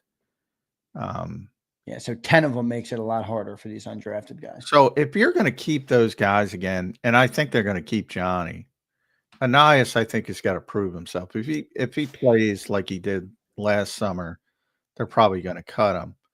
But if Dotson's here, all right, AJ's going to make the team. Duh. Devontae's going to make the team. Dotson's going to make the team. Johnny's going to make the team. You're probably keeping 5. Where's the space for some kid from Tarleton State? Yeah, I hear you. Ain't I hear you. going to happen.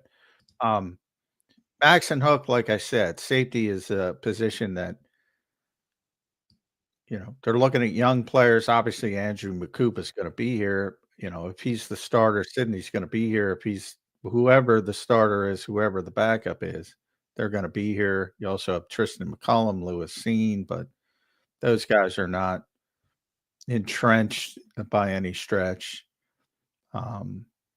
So, he might be another Reed Blankenship. I would say he would be my top candidate to make the 53.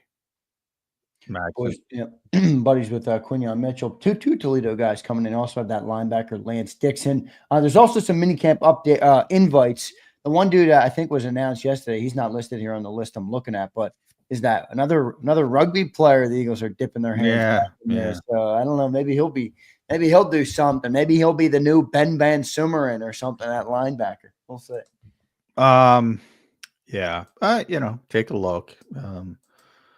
They already used their international player exemption on Lakin Valahi again for the second straight year. So they're not going to have that exemption. So, what does the exemption give you? Like a year to keep them on your roster or something? No, you can do it. This will be the second year for Lakin. You just get one international exemption. So they don't count against it's basically a 17th practice squad player. Okay. So everybody gets it now. It used to be only one division. Now they've expanded it and it would rotate. Now they've expanded it to every team gets an international player exemption, trying to develop more international players.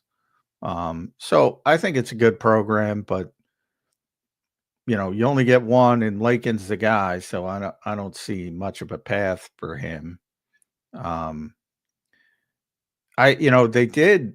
It was interesting because I wrote about this. They're bringing in Kamon Rucker. I should have asked Rick about him, but as a tryout player. And he's a North Carolina edge rusher, undersized as typically. But I'm surprised that he's not signed. Most people had him as a draftable guy. So when I saw his name, I said, "Oh, that's interesting," because the Eagles need edge rushers. Edge rush, yeah. So maybe he's a guy to keep on that he might get through the trot. They usually bring one or two guys in from the tryout and give them an off-season roster. Last year was Perry Nickerson, veteran though. And eventually John Ross as well, veteran. So usually that happens. So I thought he was a little bit of an interesting name. I'm starting to worry about this edge rushers to the point where I'm starting to think, you know what? You might have to start thinking about the Von Millers of the world. Go ring chase. Yeah, but I don't know. Look at how good the defense was. And I know you had Josh Sweat. I'm not trying to take away. He's a great player, and we don't have somebody that's as good as him right now. I do agree with that. But he did have a really good defense last year without like I'm not talking about numbers. I'm talking about guys who know how to play. But I'm not even like, all right, let's, again, with Nolan Smith, he's your headliner. I mean, he was great for 9 games. He was great for 9. And part of it is he was injured in the 9th game. So let's pretend that's week 1 and it's week 10 and he tears his triceps and he's gone for the season. Part of it is, just, at 237 pounds, is he equipped to push and pull against 330-pound NFL offensive tackles week after week after week after week after week? I don't know. Great talent. I'm not questioning the talent. But I would prefer, I'd be far more comfortable if he were my second best edge. Then I'd be like, yeah, that's pretty good. But to be the guy on an NFL team, I think way too many people are skipping steps on Nolan Smith. And then from there, you got a bunch of dart throws. Will Jelix Hunt develop? Hopefully. Yeah, right. Will Azeez Ojulari finally stay healthy and turn into a big time passer? Hopefully. Josh Uche did it for 1 season. Can he do it again? Hopefully. It's a lot of hope. And Howie's the one who said hope is not a strategy. Not the first, obviously, but that's a lot of hope. Yeah. All right, I'm going to wrap up the undrafted stuff too. So if you're following Eagles content in the next couple of days, all right, and there's rookie minicamp and you hear any of these names, all right, don't be surprised. I'm going to give you the list of names right now. It's not all draft picks. 2 running backs. You got Montrell Johnson. John mentioned him from Florida. And you got Shunderick Powell from Central Arkansas. You got two receivers, Darius Cooper from Tarleton State and Taylor Morin from Wake Forest. You got a tackle, Holland Pierce from Rutgers. We talked about the 6'8" good dude from Trenton, New Jersey. I think he's from. Linebacker Lance Dixon from Toledo. Cornerback B.J. Mays from Texas A&M. 2 safeties, Brandon Johnson from Oregon and Maxon Hook from Toledo. John mentioned him. And then you got the mini camp invites. All right, you got edge Kamen Rucker. John talked about him from North Carolina. You got wide receiver Ife Adeyi. I'm not sure if I pronounced that right. It's I-F-E Adeyi. From Sam Houston State. You got Nasir Morgan Sr. from Delaware Valley, the wide receiver. Tight end Malik Carr from Houston, the new Johnny Wilson.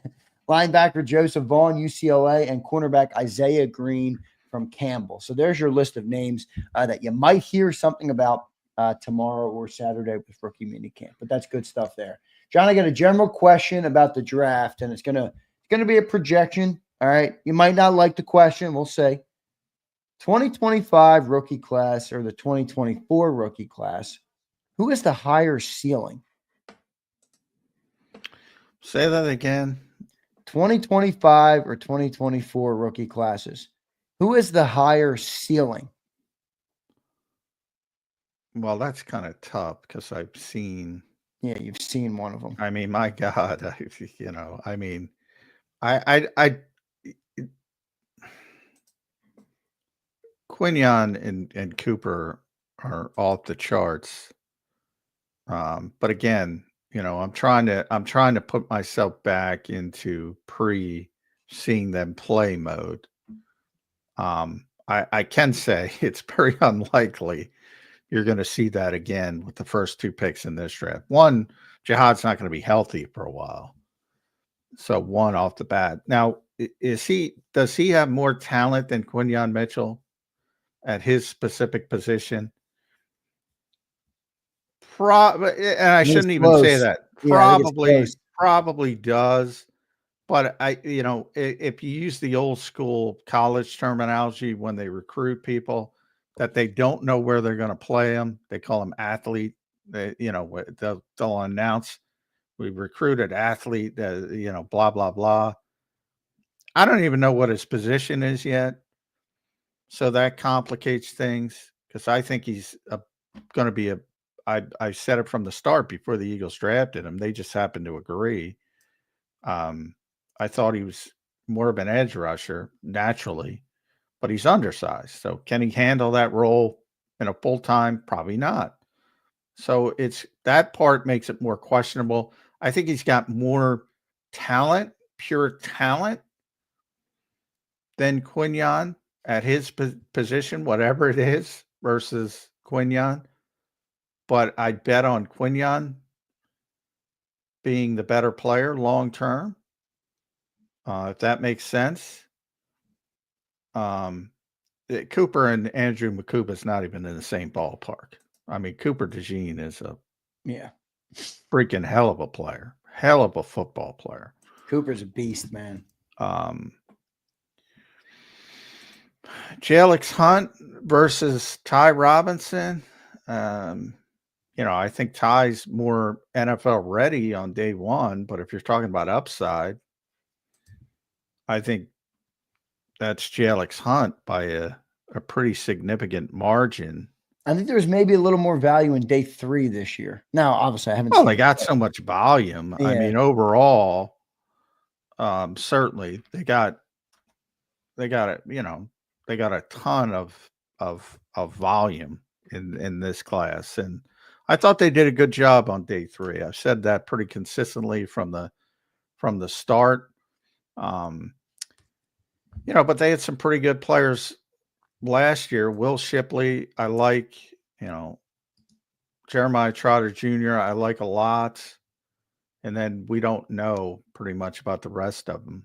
Nias, Trevor Keegan, Johnny Wilson, and then Dylan McMahon. I think they got a better center this year in Drew Kendall over Dylan McMahon. Now, Drew was a 5th-round pick. Dylan was a 6th-round pick. Dylan was the one guy that I think this year's linebacker is better than last year's linebacker. I think Smile Munden's got a much higher upside than Jeremiah Trotter. Trying to think. Trevor Keegan or interesting because they're both Michigan guys. I think if you want to go both offensive linemen, I think the upside is better in this draft with Miles Hinton and Cameron Williams. Both have higher ceilings than Trevor Keegan, but they both probably have lower floors than Trevor Keegan. If that makes sense. Yeah. And, they drafted the receivers who I'm not high on last year, which is, then you start talking about McWilliams. Yeah. I don't know much about him, to be honest. He's and Antoine Powell Ryland are the two other guys. So if you want to compare them to Aniyah Smith, and I will say this, before I saw Aniyah Smith, I was really high on Aniyah Smith. I mean, coming into it. So I'm no longer high on Aniyah Smith. Nice kid, but I mean, and part of it, he was injured coming in, so he wasn't cleared for rookie minicamp, and wasn't cleared till later in the summer. So maybe that affected him. Maybe maybe things will slow down. Maybe he turns into the player I thought he was going to be when they drafted him. It's always a possibility. But I would think,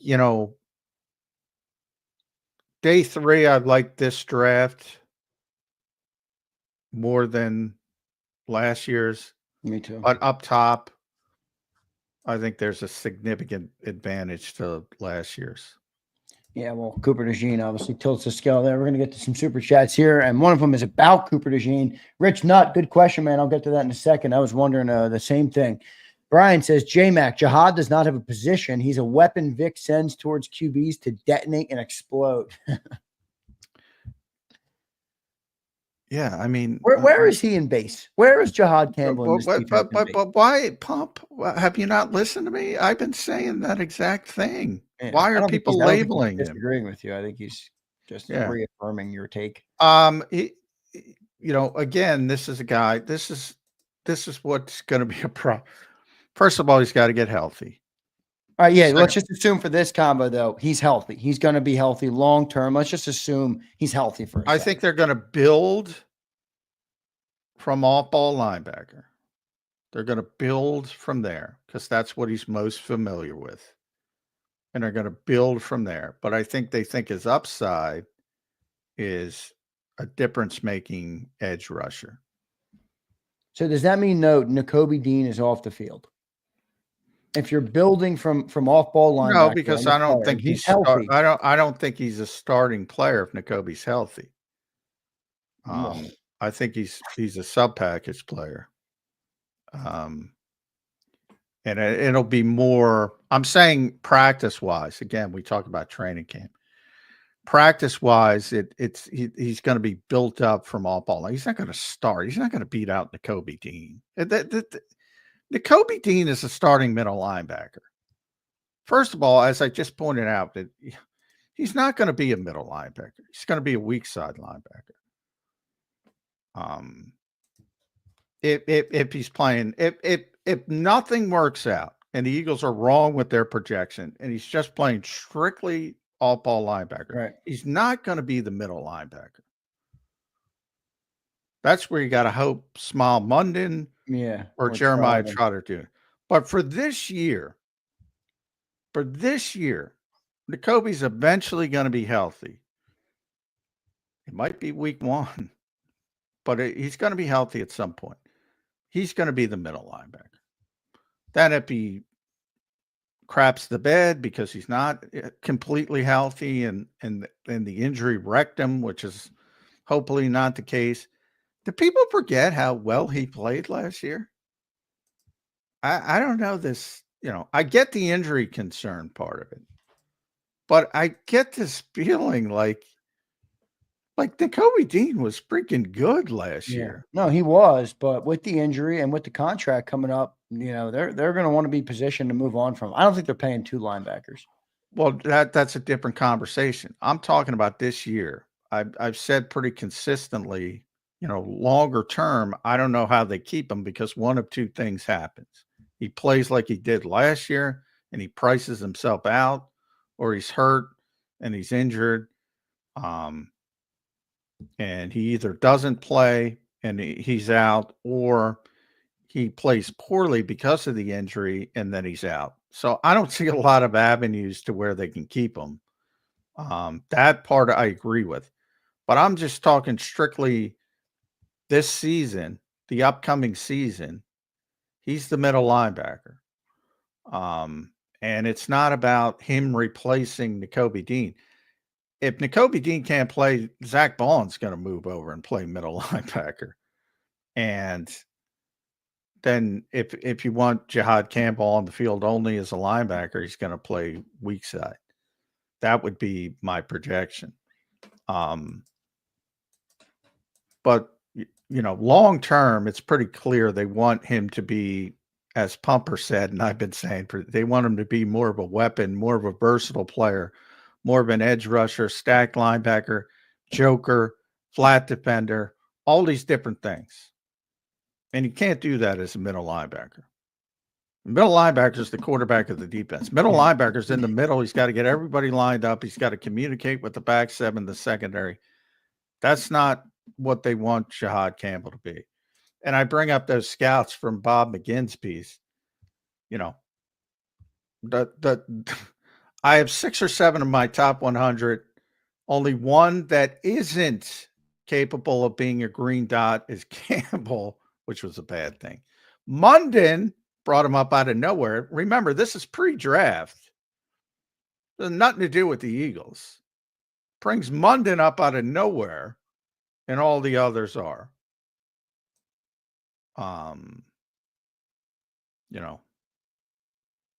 just running down. Quick twitch, physical, really good size and strength. This is Campbell, but the instincts were kind of average. That's the only thing that would kind of hold me back on him. Right. Like another one. He's like Derek Johnson from Texas, if people remember Derek Johnson. Tremendously athletic, good player. Played for Kansas City, not a middle linebacker. Here's the quote, direct quote. He wasn't mentally good, but he was so athletic that sometimes when he was wrong, he was still right. Campbell's a really talented athlete, but questioning his brain, the athlete is dynamic. You know what I'm reminded when I read these scouting reports, these quick things?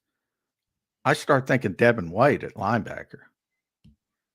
Just outrageously athletic, but the instincts aren't there. And that's why I think the Eagles and Howie envisions what he envisions. Right.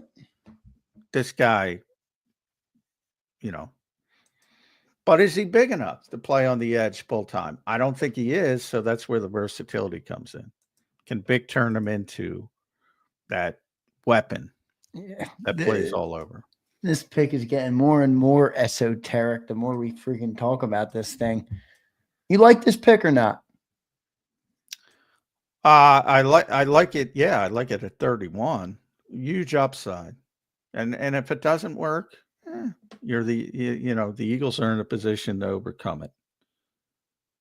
Like I think they may have found their heir apparent to Nakobe Dean in the 5th round. Yeah. And ironically from the same school. Let's get to our next super chat here. If he stays healthy. Yeah, Health is a big issue with London as yeah. well. Rich Nut checking in. Percentage chance of moving Coop outside and replacing the slot. Money is an issue. It's going to happen. I don't know when it's going to happen. What do you think this year? I think it's a better chance this year than I originally thought. I know Vic had mentioned at the Phillies game, hey, I want to keep him in the slot, but I don't know. I mean, you might need him on the outside. They didn't bring in a cornerback. I think it depends on if Kaylee Ringo does not play well. You don't want to start Adoree Jackson. And one of these potential slot guys, McWilliams, number 1, obviously, but they brought in a couple undrafted slot guys, and they find somebody who can play in the slot. That's the second part. You got to find. They don't have a backup slot. That's the reason they drafted McWilliams. So, but I mean, literally in the same week, Houston showed you the difference. The Texans signed their all-pro outside corner, Derek Stingley, to an extension of $90 million. Yeah. And they signed their top-tier nickelback, Jalen Petrie, to an extension who got like 40, somewhere in that range. That's the difference between that's a lot of cash, corner. Everybody. Yeah. All right? That's a lot of cash. That's now you got to play. But Stingley's an all-pro, so you got to. Well, Cooper was pretty damn good. I mean, I'm saying pro on the outside, but yeah, I'm saying all-pro on the outside. We'll just assume though that. I mean, I'm going to assume right now Cooper's already at the top of the nickel market. Like Kyler Gordon already passed Jalen Petrie. If Cooper continues, to play at the level he's playing, he's going to be the top paid nickel corner in NFL history. Yeah. The point is that's $50 million less than the Derek Stingleys of the world. And even lesser. I mean, Derek Stingley's obviously a great player. There was guys who are, J.C. Horn's a great player. He's not the best corner in football, and he got $100 million. So that's going to be interesting to see what they do with Cooper, man. It's going to be interesting to see. I keep saying, and the Eagles scouted him as an outside corner, and they certainly believe he can play outside corner. And from an athleticism standpoint, there's no question he can play it. How much does your defense lose if you took him out of the slot, though? Because he wasn't excellent in that quite slot. a bit if you have nobody to play in the slot. So, I mean, you got to find somebody to play in the slot. Yeah. Is it Mac McWilliams? I don't think Keely Ringo's playing any slot. Brian Pumper says, J-Mac, we will just have to settle with calling Jihad the boom man. I visualize it gets extra bright when he makes contact with ball carriers.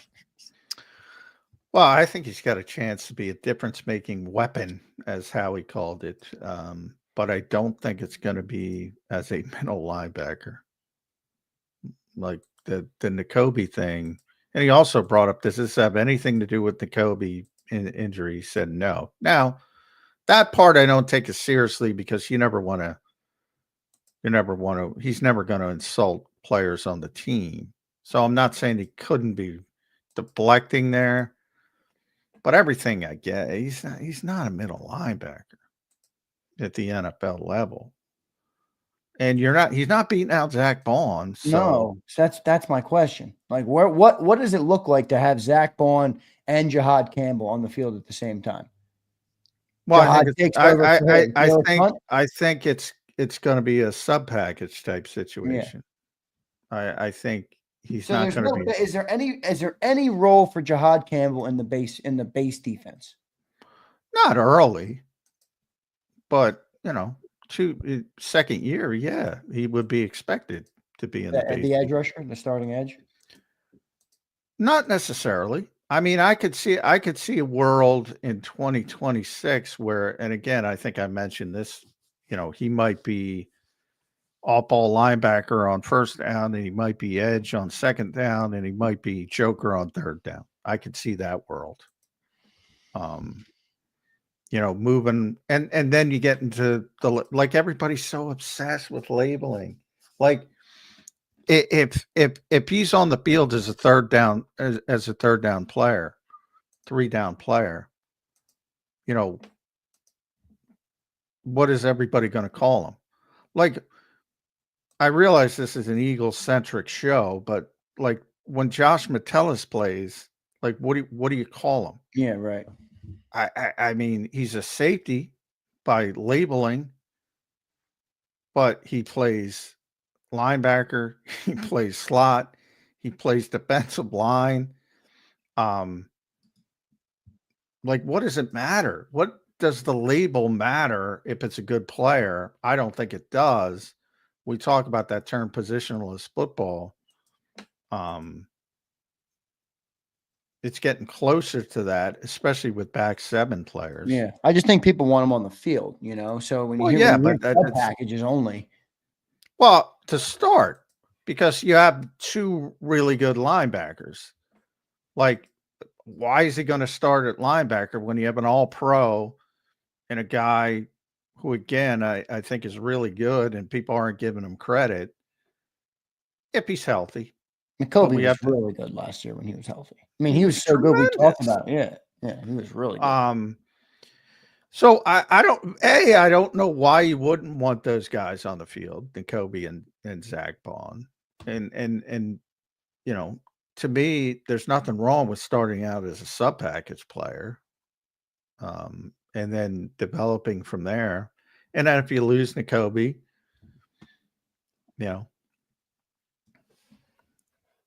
But I think the long-term projection for Jihad is weapon.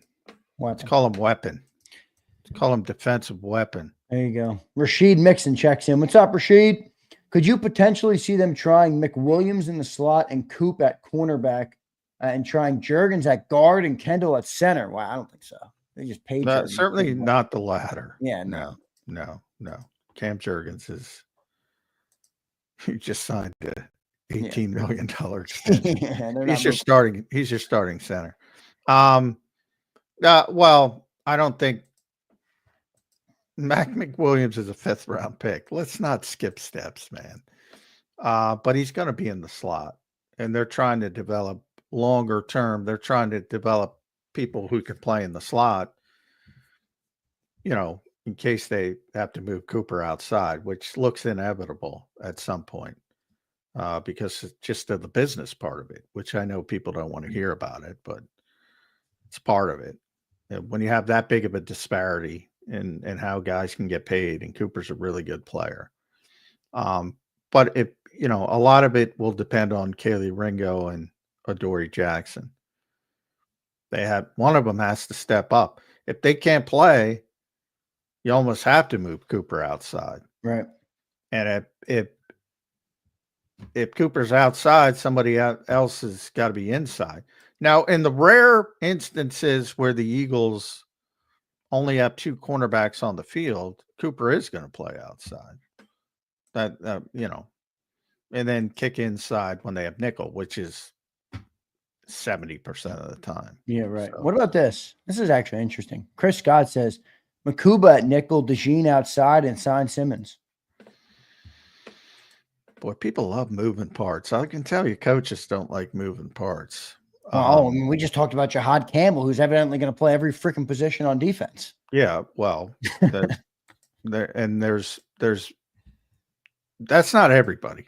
No, I know that. Like I said, as a versatile back. Like I said about I'm talking about rare players. Like when you talk about how Vic used Van Ginkel in Miami. Well, he didn't use anybody in that role last year on the number 1 defense in the NFL because he didn't have anybody who could do it.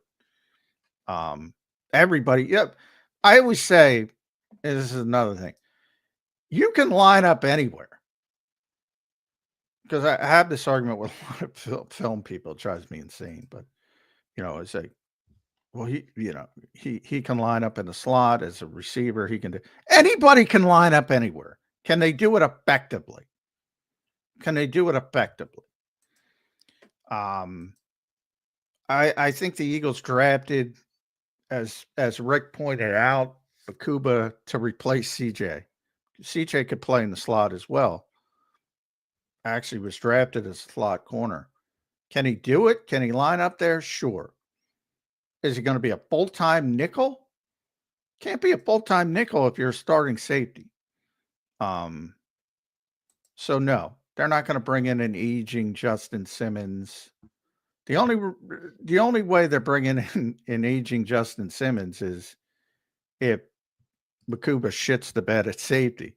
And then if he shits the bed at safety, you could try him at nickel. But I don't think if he shits the bed at safety, he's going to be a great nickel. There. He's probably not going to be that good at the other. Stranger things have happened, but if you're not good at what your expertise is, you're probably not going to be good at the other thing. But Makuba, and I don't necessarily agree with it.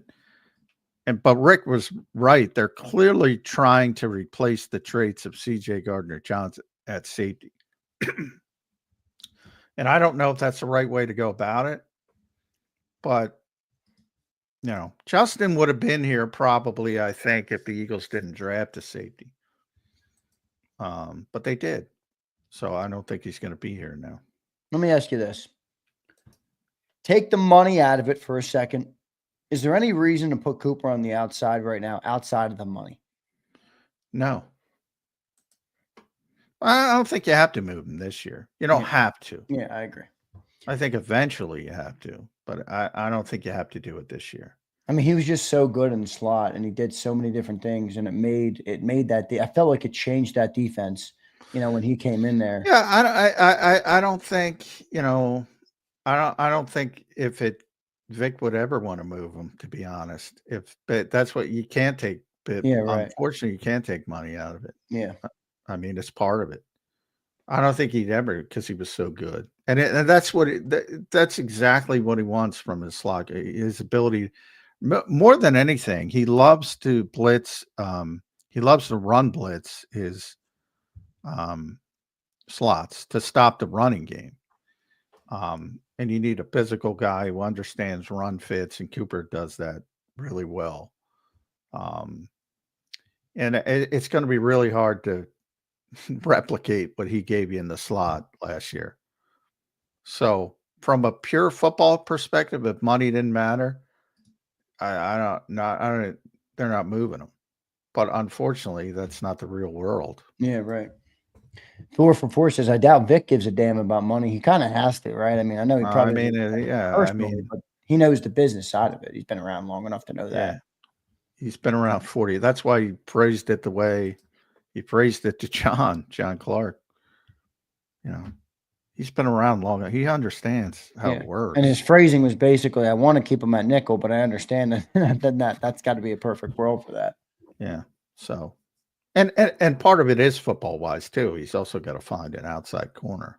You know, it's easy. You know, if Darius Slay moved on last year, he'd be at outside corner and nobody would even be talking about this.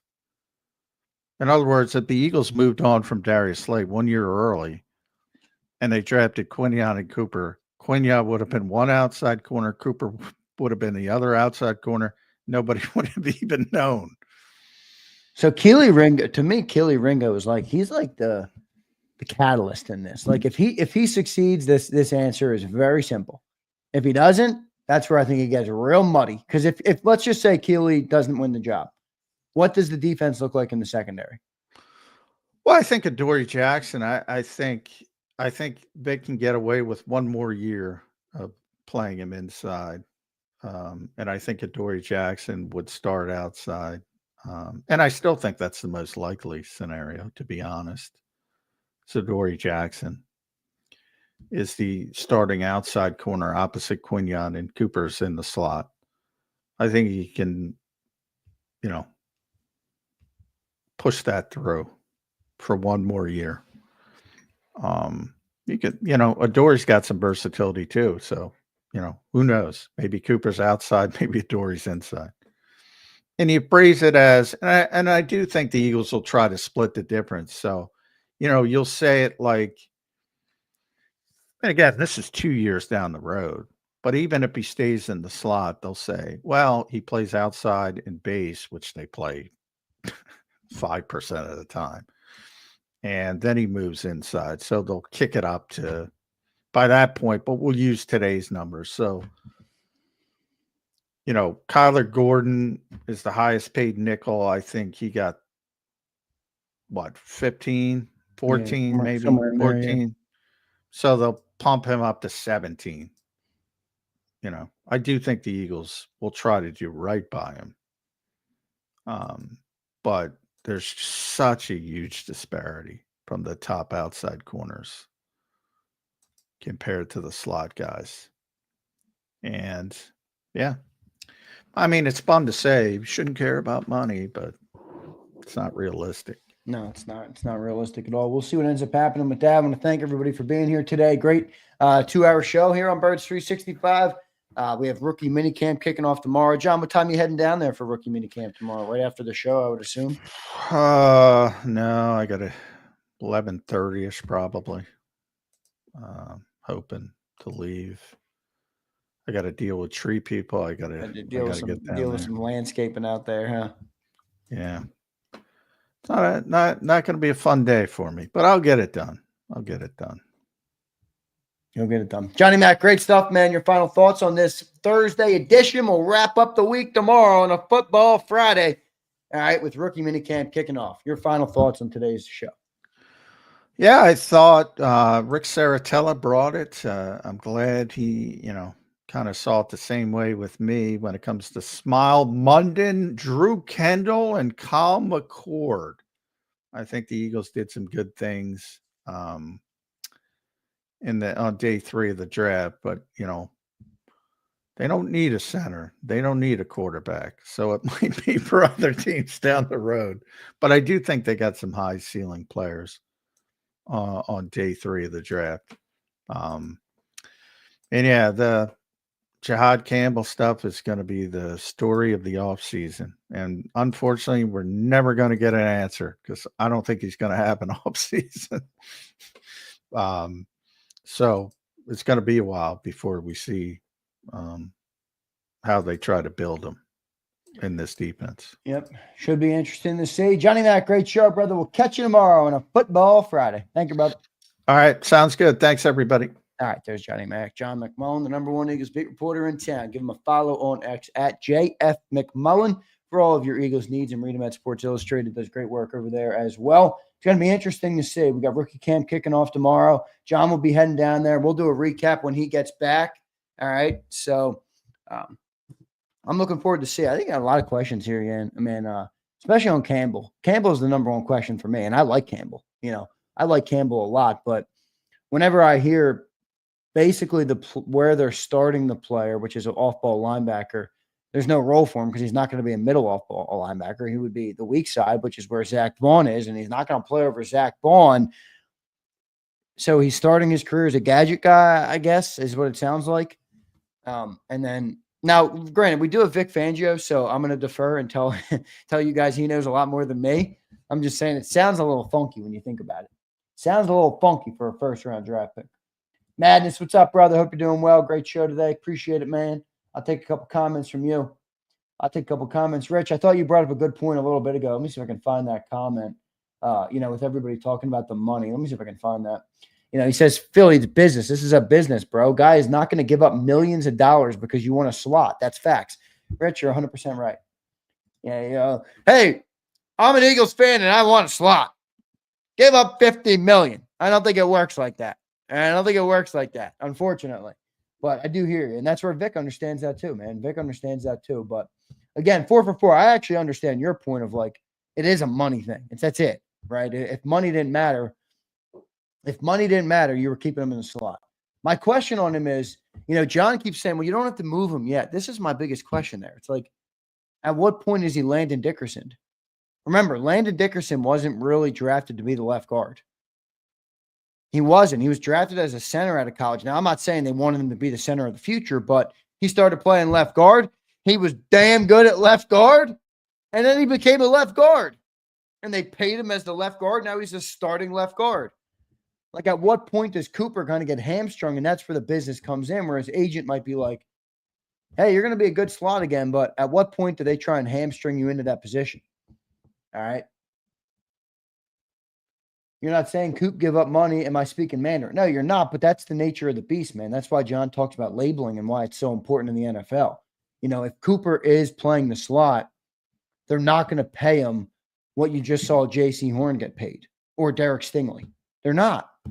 His agent's probably saying to him, do you want to make 100 and it might be 120, 130 by the time that contract comes? Or do you want to make 60? I hear you. I know you're not saying that he should be paid less, but that's kind of the nature of the beast. It's a little bit the nature of the beast. Brandon checking in. What's up, E-Hal?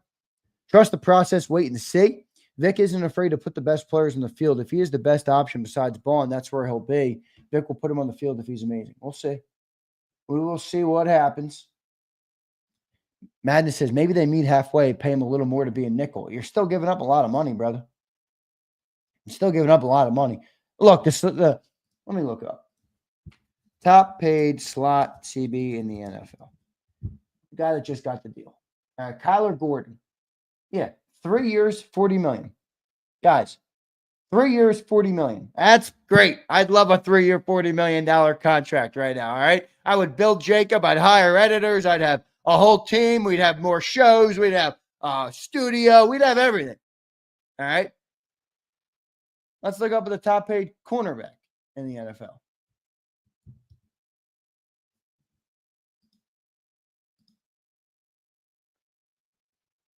Derek Stingley, $30 million a year.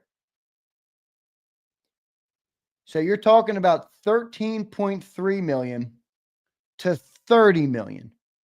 So if you're going to be generous, Madness, and meet me halfway, all right, Coop, here's $20 million. Here's $20 million. You're the highest paid slot by a landslide. Wait a second, you just paid Quinion 33. So listen. This is too big. The gap is too big. Ryan, that's not how it works, man. That's not how it works. Ryan says, what if the Eagles zig when everyone's zagging and paying Coop money at cornerback money at nickel? That's not how it works, Ryan.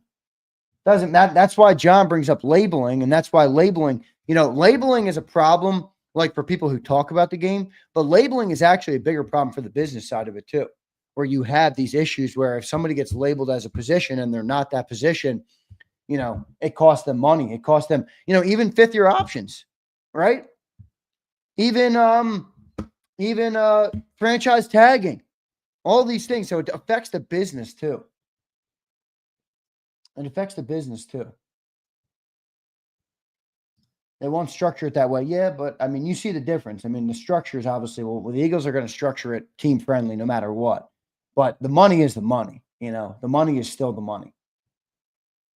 So Dad says if he keeps having years like last year, it won't matter where he lines up. Well, it will for his checkbook, but it might not matter for you as an Eagles fan. Why don't the Eagles pay Carter more than Hurts? This is exactly the point, Rich Nutt. I think you're understanding well. I mean, it's just not, it's not how it works. What is Cooper's label? Well, right now it's slot, Rashid. Right now it's slot. And you just see the highest paid slot corner got 3 years, $40 million. Again, that's a big deal. I just told you what I'd go crazy on Jacob. I'd start spending money. I'd build a business out. I'd hire some of you for crying out loud. I would try and do all that. $40 million is a lot of cash. $120 million is taking care of your kids' kids. You're talking about 5, 6, 7 generations of the family you're taking care of, man. You pay your stars, period. Yeah, Daz, but the labeling matters, man. Philly 444 says, I get your point now, Zan. They also said Howie doesn't like fifth-year options, and they just picked up JD's. They said Howie won't pay a linebacker. They said we won't pay a runner back. Howie is the zig master. Hey, good point, bro. Good point, all right? Good point. It's a good point by you. It's a good point. Howie has proven to be a wild card, all right? He will surprise us. I just think the problem with this is if Cooper gets hamstrung in there, man, I love Cooper DeJean, though. I love Cooper DeJean, man. This kid can flat out freaking play. All right. So we'll see what they end up doing. Did I miss any supers? Let me make sure I got all my super chats today. Got them all. Appreciate all you guys for checking in. Vic will tell Howie, pay the effing guy. Yeah, but Ian, it doesn't. Remember, this is what I also think. The labeling matters because there's also a structure in salary capping. It's not just Howie doesn't just look at a player and say, all right, here's 20. All right, here's 40. All right, here's 60. All right, here's 18. He doesn't do that. There's in many ways, it's a percentage of the cap where quarterback will make 13% of the cap, call it. Cornerback, starting cornerback will make 6% of the cap. Whatever, I don't know exactly what the percentages are, but that's where quarterback contracts come from. As the cap increases, they're getting 13% of the cap on any given year. That's why when the cap explodes, quarterback money explodes. So, it's more structured than I think you guys are given credit for right now. I'm not saying you don't know that, but I think you're brushing that aside. The structure does exist where there's a percentage, and once you get out of that. Now, again, maybe you're right in that Howie will zig 4 for 4 and just say, screw the percentage. I'm giving Cooper top money. Anthony, what's up, bro? People, you get paid the position you play. Why are outside corners paid higher? They play the best receivers in the game at longer distances at higher speeds. Howie isn't paying a slot corner that. And there you go. There's a little bit of truth. Perfect. Occam's razor. And John always says, Anthony, well done. Well explained by you. Howie is Ziggy Marley. 4 for 4. I do agree with that. All right. Ian East, what's up, brother? How you doing over there in the UK, right? UK. Cooper will be an outlier, I think. They'll pay the players a DB, not a nickel slot, especially if the other one is Ringo. I don't see that, Ian. I think that's pie in the sky, big dog. I hear you, but that's pie in the sky a little bit, man. They're not going to pay. Like Anthony just said. Cooper can be great. They're not going to pay him $30 million. Derek Stingley got $30 million a year. Doing good, Zay. Yeah, we actually have a day of sunny weather. Nice, brother. Hope you enjoy it. Maybe you get outside. What time is it over there? I struggle with time zones, especially for people who are not in America. I know the American time zones, obviously, but you guys are 14 hours ahead, 12 hours behind, 8 hours ahead, 8 hours behind. I'm all right, I don't know who the hell was where.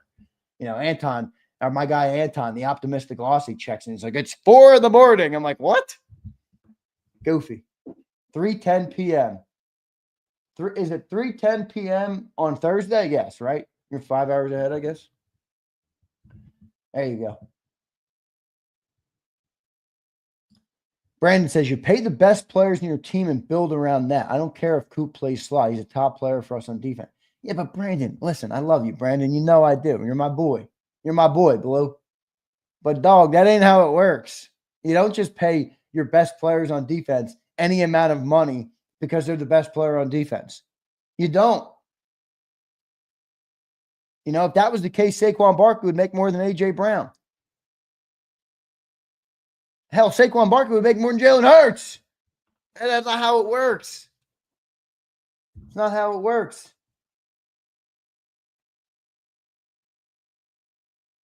I worked on Wall Street so long, I know all the time zones. There you go, Fleming. Fleming's got like a penthouse. Fleming is checking in live from the. Fleming's got this humongous penthouse. You know, he's got a couple of them, actually. He owns like 48 acres. He's got like 3 different hilltops. There's a different 7,000 square foot house on top of each hilltop. And now he just, you know, he's got computers. You know, he's still following the markets and the time zones. B. Flem is chilling, man. I got lesbians fanning me off with palm leaves. That's hilarious. That's hilarious. Xander, Abe, what's up, Abe? My boy Abe, checking in. Abe, Xander, I think this could happen. If Cooper gets slid to cornerback 2, we can have a base 4-3 defense. Don't tell John McMullen that. Don't tell Johnny Mac that, Abe. Have a Sam, Mike, and Will linebacker, 2 safeties, 2 corners, 4 D linemen. Yeah, but Abe, that's who do you guys your linebackers then? You got Nakobe, Bond, and Campbell. Is that what I'm assuming? Then you got Carter, Davis, Nolan, and Jalix in the front. Then you got Cooper and Quinion. That's too many, isn't it? No, I think 2 safeties. Maybe, but they don't play a lot of that, dude. I don't think they play a lot of that.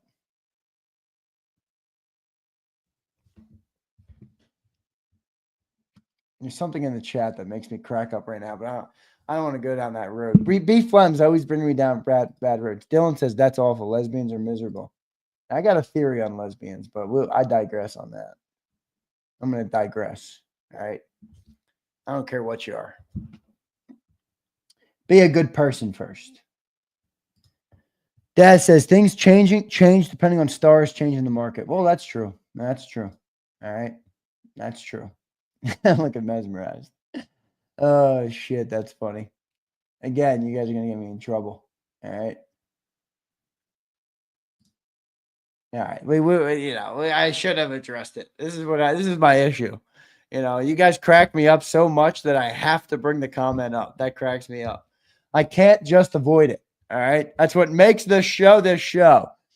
Pumper says, J-Mac be calling Jihad ass, but Donovan is the end all be all. He did not call Jihad ass. What are you talking about, Pump? He does like Donovan Jackson, though.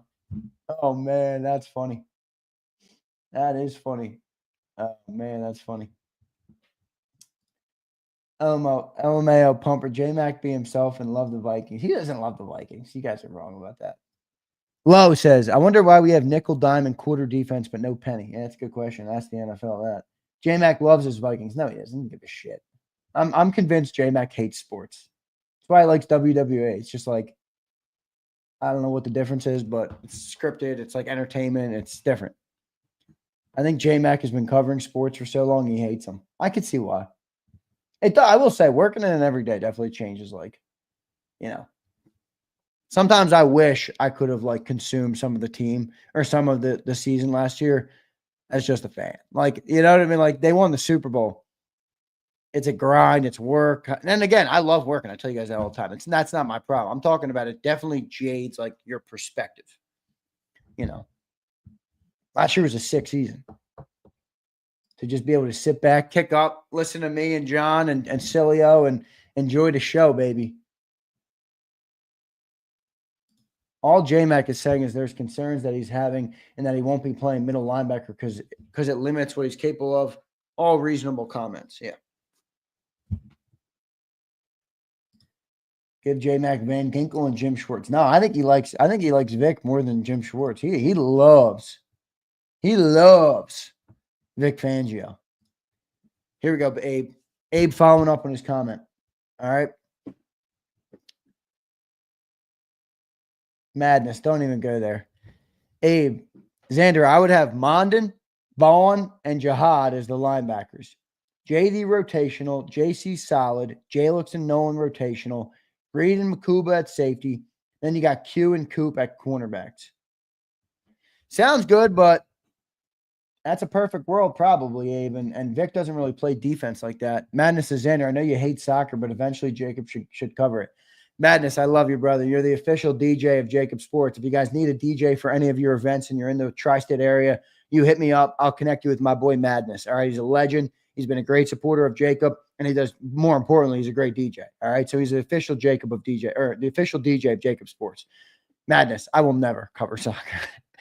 Madness, I will legitimately never invest $1 of my money in covering the game of soccer. Okay. Unfortunately, I love you, brother. Never will a dollar come out of my account that is invested on covering soccer. All right. No, I'd rather cover the NBA, the MLB, and the NHL. All right. No, it's not happening. You guys give Madness a call, though, if you need a DJ. All right. Love to hear that, Zach. D-Man, is that a new name? Oh, come on. That's a new name. Your name used to be what, Dre? Dude, now I got to call you D-Man? Like, what? That sounds like a pause. No Diddy. That sounds like a pause. Now, every time I read a comment from you, it's got to be, hey, D-Man. Come on, man. Give me something better. Give me something better than that. I bully people into changing their names back. I made Brandon Howard change his name back. He went to some corny Eagle thing, and I'm like, they change your name back. You're Brandon Howard. That's who you are. You're B-How. Imagine if Pumper wasn't Pumper. You guys can't be changing your name. Imagine if Flexin wasn't Flexin. All right? Your names become iconic. Don't be changing them on a whim. Look at M. Reyes. I mean, come on, man. If Makuba plays soccer, would you cover it? Say, hell no. All right? Hell to the no. Sexton and Fleppin. There you go. I accept being XS Ryan. No, you're just Ryan. That's it. You're just Ryan to me. You know, you're only extra small when you're chirping. And you chirp a lot, Ryan. You got a lot to chirp. Yeah, Fredo. Your other name was way better. Wilfredo. You were the Wilfredo of the chat. Now you got the same last name as the quarterback of the team. Oh, real unique, Fredo. All right. Come on, man. Come on, man. Fredo, get rid of that name. Go to Wilfredo. It's better. James Jones. The only acceptable name change for him would be Jammers. But again, I'd rather call him that as a nickname. Secunda, what's up, Secunda? If Makuba got injured playing soccer and could make it to camp, that would be coverable. There you go. There you go, Secunda. There you go. That's a good way to look at it. The only way I would cover soccer is if that happened. All right. I bullied you into changing it back. There it is. Okay, Xander, I'll change it back, but it won't let me change for the next 7 days. All right. Only thing I've changed is my picture. Before I was just a generic D. There you go. All right, there you go. Come on, man. Philly Don. See, Philly Don's an iconic name. Kirsten's an iconic name. We got Perry in here. Anthony Perry, my boy Anthony Perry. Fredo Hertz. He says, hell no, that's my government name. Hey, you're the one who brought it in here, mother. Come on, dude. It's not my fault. How about Paige Spiranek? If she played soccer, you'd follow it. Rich, I'm going to go the no Diddy route there and check out on that conversation. Zip. Zip. All right. Zip. Lo, what's up, Lo? Yo, Zan, what do you think of the tight end we invited to the rookie minicamp? I haven't looked into him yet. What's the guy's name? Well, let me find it. What's the guy's name again? Malik Carr, right, from Houston? Yeah, I got to look up his tape. I didn't look it up yet. All right. I got to look it up. I didn't see it yet. So we'll see. Look, here's another iconic name. Bird Gang Girl. She is the official girl of the Bird Gang. There you go. B. Flem. Always getting me with the Diddy comments. Famous for his cuckery comment. They better keep Goddard. I don't know what they're going to do. I got government face and name. I don't give a damn. Well, you and me both, brother. I'm up here every day. Oh, shit, D-Man. Well, no, I wasn't about that. I was just chirping you for the name. He says, Xander, excuse me on this name change. Just got out of being in the hospital for the last 6 days. I pray for you, brother. Hope you're doing all right. I'm good to see you back in here, and I hope everything is going well with you. If you want to expound on it, I will read. All right, I will read, and I'll be sending my prayers. Appreciate it. Sliger got my name in college. Sliger's another iconic name. Sig Lord. I mean, you guys see the name. Abe. I remember what you started out at as Abe. Abe became a lot more iconic. So Abe is an instance of a good name change. All right. I happen to like Abe's full name. I think Abraham is a sick name, but he became Abe. He is the Abe of Jacob. Sig got a dope. Yeah, Sig is hilarious. Sig Lord. I love that. Not to be confused with Lord Benson. All right. Just had to get my mental health right after. Dang, bro. I'll be praying for you, D-Man. All right. I'm praying for you, Dre. All right. I hope you're doing all right, brother. You ever need anything, you reach out to me, man. Hit me up on X at Real Xander. Email me, Xander at JAKIBmedia.com. Whatever you need, brother. I got you, bro. I got you, man. I got you. I like being the only Ryan with no last name. Yeah, that's true. That's you. Should I go B House? No, I like Brandon Howard, man. I think you've staked your claim as the Brandon.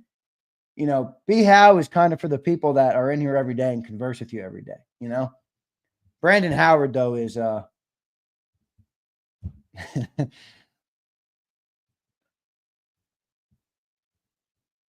started as damaged but loyal. I didn't even know that. I didn't know that. Bird Gang Girl was a big improvement for you. Big improvement for you. All right. Bet you got the. Nah, you do, Brandon. I'm just giving you my opinion, brother. You can do whatever you please, my man. You can do whatever you please. All right. I try not to tell people what to do. Mad Bird, another iconic name. Abe. Abe's old name was just his full name. It was just his full name. I started from the bottom now. You see, the problem with you, Philly 444, is that I have another dude who's got also an orange picture. And instead of 4/4, it's actually Philly 4. He spells out 4. So I'm like, I got two of them. I got two of you guys. Might just start calling you like 4/. Don't give in to peer pressure, guys. Ryan, I'm bullying you next. Add the extra small to your name. Bob says, great show today, Z. Thanks, Bob. I thought we had a good football talk for the first 2 hours, obviously. Interesting stuff on Cooper DeJean, too. You know, I'm curious to see what they end up doing there. You know, I'm one of the people that thinks Cooper DeJean's going to be as good of an outside cornerback as he is in the slot. But we will see. Yeah, President Bob. All right. Sig Lord, you were the vice, right? And M. Reyes and Secunda. I don't know. I tell you what, I got a lot of mail-in votes last night. A lot of mail-in votes. That thing might be 50-50. Jihad's taking number 30, and I love number 30. Wait, let me show you something.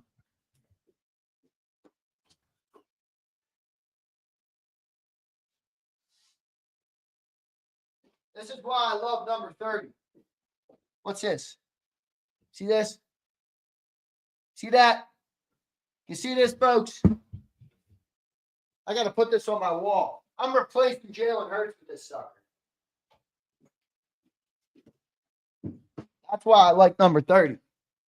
I like number 30, man. So Jihad's going to take number 30. I think it's official, actually, too, Brian. I think it's official. Yep, Marty Brodeur. Yep, you got it, my man. I wore number 30, and I had the Brodeur Devils goalie mask. I think Coop could play any. Yeah, me too, Curtis. I think he's just a special player, bro. Get him out of there off the wall. Yeah, I might have to, Kirsten. Get him out of here. I'll give it away. Secunda says, I would make the Eagles publicly owned so all of Philadelphia can be invested in out of greatness. So says the press. Wait a second. So you were up yesterday, all right, in the JAKIB election to be the president or the vice president of JAKIB. Would you turn JAKIB into a non-private entity? Don't tell me you would go that route. Publicly funded JAKIB Sports? This sucker would crash. Secunda. This is why you lost the election, Secunda. Unfortunately for you. UNM Reyes were not able to prevail. Bob Brown took the cake. Bob Brown and Sig Lord, which was hilarious. I didn't know you guys had a Discord. You guys need me to get in there and start checking you fools? Checking you fools in the Discord? JAKIB going public, I'll do the IPO. Brian, if JAKIB goes public, all right, here's the thing that will happen. I will no longer be a part of it. I have zero interest in ever having to walk into somebody's office who's wearing a suit and say, well, this is why I'm doing this, and this is why I'm doing this, and this is what we're doing. It's just not what I'd rather be smaller and be able to beat to my own drum and build the business in my way. I can't do it. I could not do it. I could not do it, man. Cheese dick. All right, this guy clearly took advantage of my commentary on the iconic names, man. That's so funny. Cheese dick. How's that for an iconic name? You got to be kidding me, man. Are you freaking kidding me? That's so funny. Going to Philly May 16th and 19th, going to Comic-Con, meeting Mel Gibson and enjoy the city. Nice, Fredo. Nice, brother. Enjoy it. Enjoy it. Comic-Con? I don't know what that is. I'm not a comic guy, though, so. JAKIB can stay private unless you start becoming a monopoly. Well, we're certainly not a monopoly, so I think you know that.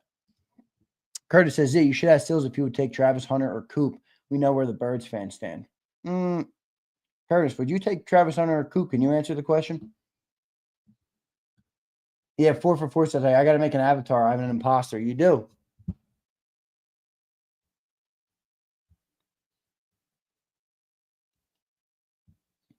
You do. You got an imposter. Coop. You take Coop over Hunter? I don't know, bro. Curtis, have you watched any Travis Hunter tape? Listen, I know I had my questions about the dual position thing, but have you ever put on the tape on Travis Hunter? That dude is like a really rare athlete. That kid is fucking special. That kid is special. Now, Christopher says Coop all day. Listen, I know Eagles fans are going to go Coop, but shit, man. Travis Hunter can play ball. Travis Hunter is a special player, man. All right? Hunter is a special dude. I'm taking Cooper over Pat Surtain. Okay. Well, they're different positions. How about both of them? Would you take Quinion or Pat Surtain?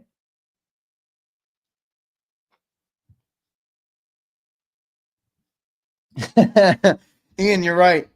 Let's see Hunter in the NFL for the bum juice Jags. I like that he seems like a normal dude. Like there was a picture of him the other day. He's just at a cafe, you know, sitting with his lady at the cafe, wearing his Jags draft hat like this. I'm like, I kind of like this dude. I like that. You know, Q all day, making Surtain. I'm gonna go Surtain. Yeah, I'm gonna go Surtain there, boys, and girls, I'm gonna go Surtain over Q. Surtain can do everything, dude. Surtain's the best corner in football, I think. Or top 2, top 3. What's he paid? Where is he on the pay?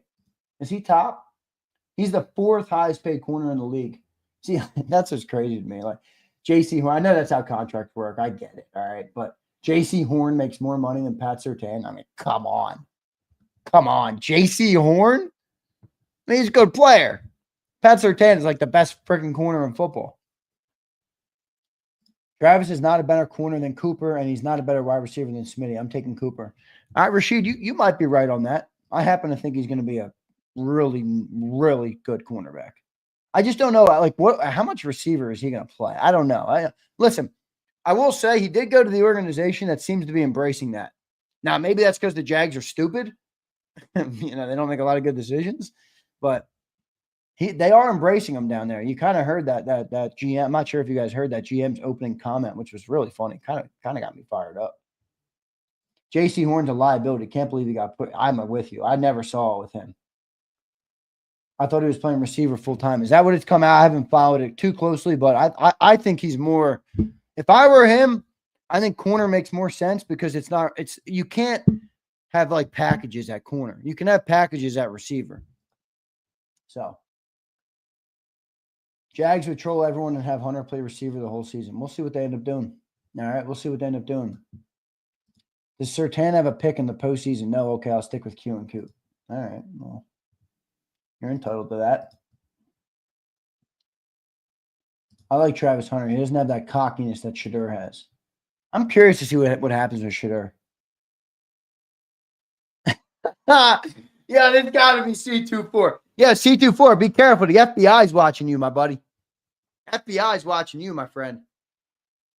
So I saw you say, I heard Crowley say you're in an apartment. He ain't in an apartment. I know exactly where C24 is. I know exactly where C24 is. The FBI's got him on lock. Bro's out here threatening people, threatening families, threatening my sister, threatening my dad. Listen, C24, good joke. But keep it at that, my friend. Keep it at that, my friend. He says, Zander, why don't you and Flexing combine hairlines and you got a full head of hair? Listen, my hairline's not that bad. I mean, it's not great, but it's not like, it's not there yet. I'm not 33 yet. All right. It's not 30. I'm not 33 yet. Add in Flexing. You got a combination of a white dude hair and a black dude hair. And now you got a diverse head of hair. Bob Brown says, Zay, it's not a question if Coop can handle the outside. It's can the guy who replaces Coop be as good? Well, no. I'll answer your question right now. No. Anybody that replaces Coop in the slot is not going to be as good as Coop was in the slot. All right. So no, the slot covers more real estate than a boundary cornerback. Coop is special working in the middle. Yeah, but Bob, you certainly understand the all right. You certainly understand the business side of it, right? I'm mixed too, so that works. Oh man, there you go, Flex. Imagine flexing with my white head of hair, my white comb over. Yo, Flex, that'd be hilarious. Oh, Flex. I love Flex. Flex is a good dude. Zander, can't wait to see Makuba ball out for us so you can say my concern wasn't really Q concern. What was your concern, Afraid? I don't even remember. I don't even remember. All right. You got to let me know. I mean, Dan Marino doesn't have a Super Bowl ring. Is he not an all-time great? He is. He's one of the best throwers of the football of all time. He's probably a top. If you guys had a grade, let me do this exercise for me, and you guys will be able to help me out because you guys are, some of you, I presume, are older than me. So you've watched more football than I have. Certainly, I know some of you are. Who are the top 5 arm talents? I'm not talking about Super Bowl. Who are the top 5 quarterbacks in history of the NFL, arm talent-wise? Simply had the best arm. I think Aaron Rodgers is obviously up there. I think Dan Marino is one of those guys. I would say, again, you guys can help me out on this list. Is Brett Favre maybe one of them? Brett Favre's arm was insane.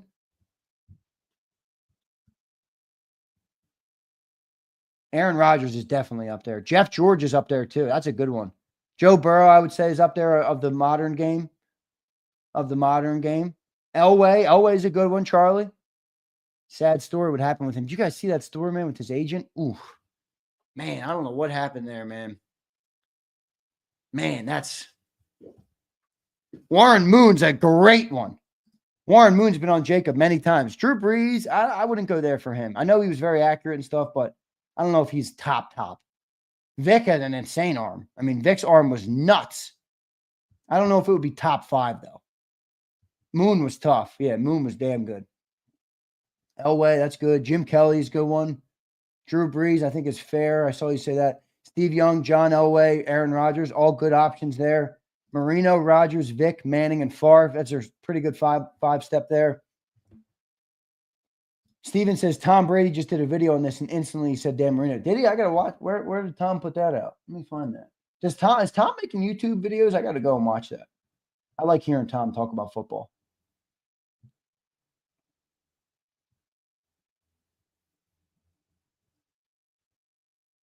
Breeze has 4,000 or 5,000 yards. Well, that's true. That's true. So he could be up there. I don't know. I'm talking, Brandon. I wasn't slighting Drew. I'm saying top 5, right? Like top 5 is ridiculous. Jeff George, Dan Marino, Rodgers, Dan Fouts is interesting. I don't know enough about Fouts to put him on my top 5. Ray says Elway, Favre, Marino, Randall, and Vic. Yeah, Randall's another great one. Matt Stafford's got to be up there. Stafford's arm is insane. Stafford's the sole reason that I think the Rams are going to be the second best team in the NFC this year. Stafford is a beast. Very underrated, Stafford, because of all that time. Montana's good. I don't know if he would be top 5 arm talent. Phillip Rivers is interesting. Top 5 arm talent. Rich Gannon's interesting. Probably don't know enough about him, me personally, to put him in my top 5. All right. I would go, let me give you my 5. And again, I'm younger. I'm not the arbiter of all things football. This is just my 5, who I would say off the top of my head here. Marino, Rodgers. I'd probably put Brady. Brady was, the way Brady read defenses and his accuracy, you could probably put Brady up there. Favre's arm was insane. I mean, just watching Favre was you could he could burn a hole in the screen how hard he threw the ball. Warren Moon's got to be up there too. That's not arm talent. You're right, Slagger. Brady's probably not arm talent. I can't conflate the two. Montana, greatest QB, not top arm. I'd say Brady, greatest QB, not top arm. That's probably fair, Slagger. I'll take that. Arm talent only. Elway, George, Favre, Marino, and Moon. No Rodgers? I don't know about no Rodgers, but I hear you. That's good. That's good 5. That's a good 5, Bob. Favre made a throw when he was on the Jets at a game I was at that made me almost fall out of my seat. Yeah, he's insane. McNabb is pretty crazy. Ball speed. Well, ball speed's got to be combined with the other stuff, though. All right? Can't throw 74 miles an hour into the ground. McNabb, I used to wonder if the ball was going to go down under the field and pop out the other side at the end zone. I mean, nobody could throw a worm burner like McNabb, especially at the end of his career. Holy crap. Worm burner. Jeff George had a cannon. Randall, top 10, not top 5. I think that's fair. I think that's a good take from Bob. He's seen more football. Yep, I agree. I'll defer to Bob. I agree. Lowe says Jeff George, Mike Vick, Josh Allen. Josh Allen's actually an interesting one. And Joe Burrow. Stafford, Favre, Rodgers, all pretty good. McNabb could dig up some turf. Yeah, he could. I'm not a McNabb hater, actually. Not at all. I'm not a McNabb hater at all, man. Nah, that's not me. I'm not a McNabb hater. I will say though, I didn't love the. That's right. I didn't love the puking on the Super Bowl, but whatever. Secunda, Marino, Elway, Favre, Rodgers, Mahomes. Ooh, Mahomes is interesting. Got the sidearm, I don't know if he would be top 5, but probably top 10. That's a pretty good exercise, actually, to talk about that. Top arm talent. I think you guys gave some really good names. Favre, Rodgers, Flacco, Moon, and Vic. I couldn't put Flacco in there, could I? Warren Moon's a great one. I think Warren's probably in the top 5 or close to it. Andrew Luck, he had a good arm, yep. Manning is a good one, but again, I more defer to the football with Manning over the arm talent. Namath has to be on the list. That's an interesting one. Steven, I'm with you. No hate on McNabb, but he can make some divots. You're right, bro. You're right, Barrington. All right. Jim Plunkett's a good one. Steve McNair. A lot of good ones, man. All right. A lot of good ones. Jalen Hurts, top arm talent. No, I'm kidding. He's not that. All right, everybody. Good show today. Appreciate you all being here. Secunda says, just arm talent's hard, but that last chuck in the Super Bowl garbage time for a touchdown. It was, dude. That was like a 60-yard throw, Secunda. That was insane. You're talking about the one to Worthy, right? On the Eagles? When it was the Eagles had already. For the worst part, Secunda, you know what pisses me off about that throw? And again, you're right. Doesn't make the throw not insane. The throw is insane. The Eagles had already dumped Gatorade on Nick Sirianni at that point, after and before that throw. It's like, come on. But I got you. All right, everybody. I appreciate you being here today. Hit that like button. I thought we had a really good show today. I thought Rick was great. Interesting breakdown of the draft. Didn't seem as high on the Eagles draft as, we had on Ian Cummings a little bit earlier in the week. And he really liked the Eagles draft from a value standpoint. He thought it was really good. So I thought today was good. Rick didn't seem as high, but still pretty good breakdown of the draft. And I thought we had some good topics as well. So we'll have Football Friday tomorrow. We're going to have John Stolness on. You guys know John Stolness. We've had him on several times.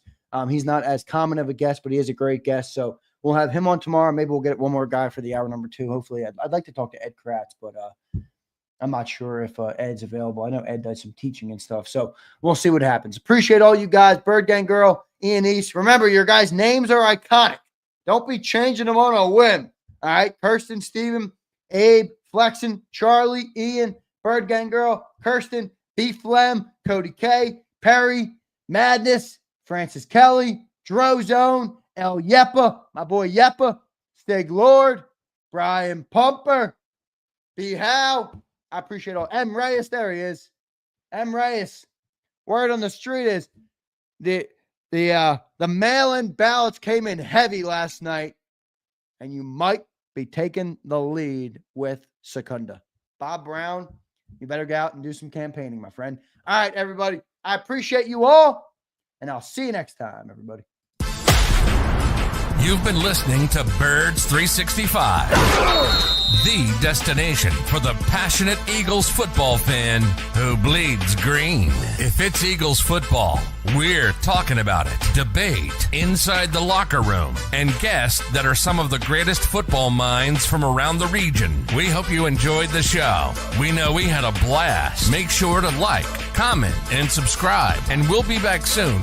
But in the meantime, hook up with us on social media at JAKIB Sports. See you next time on Birds 365.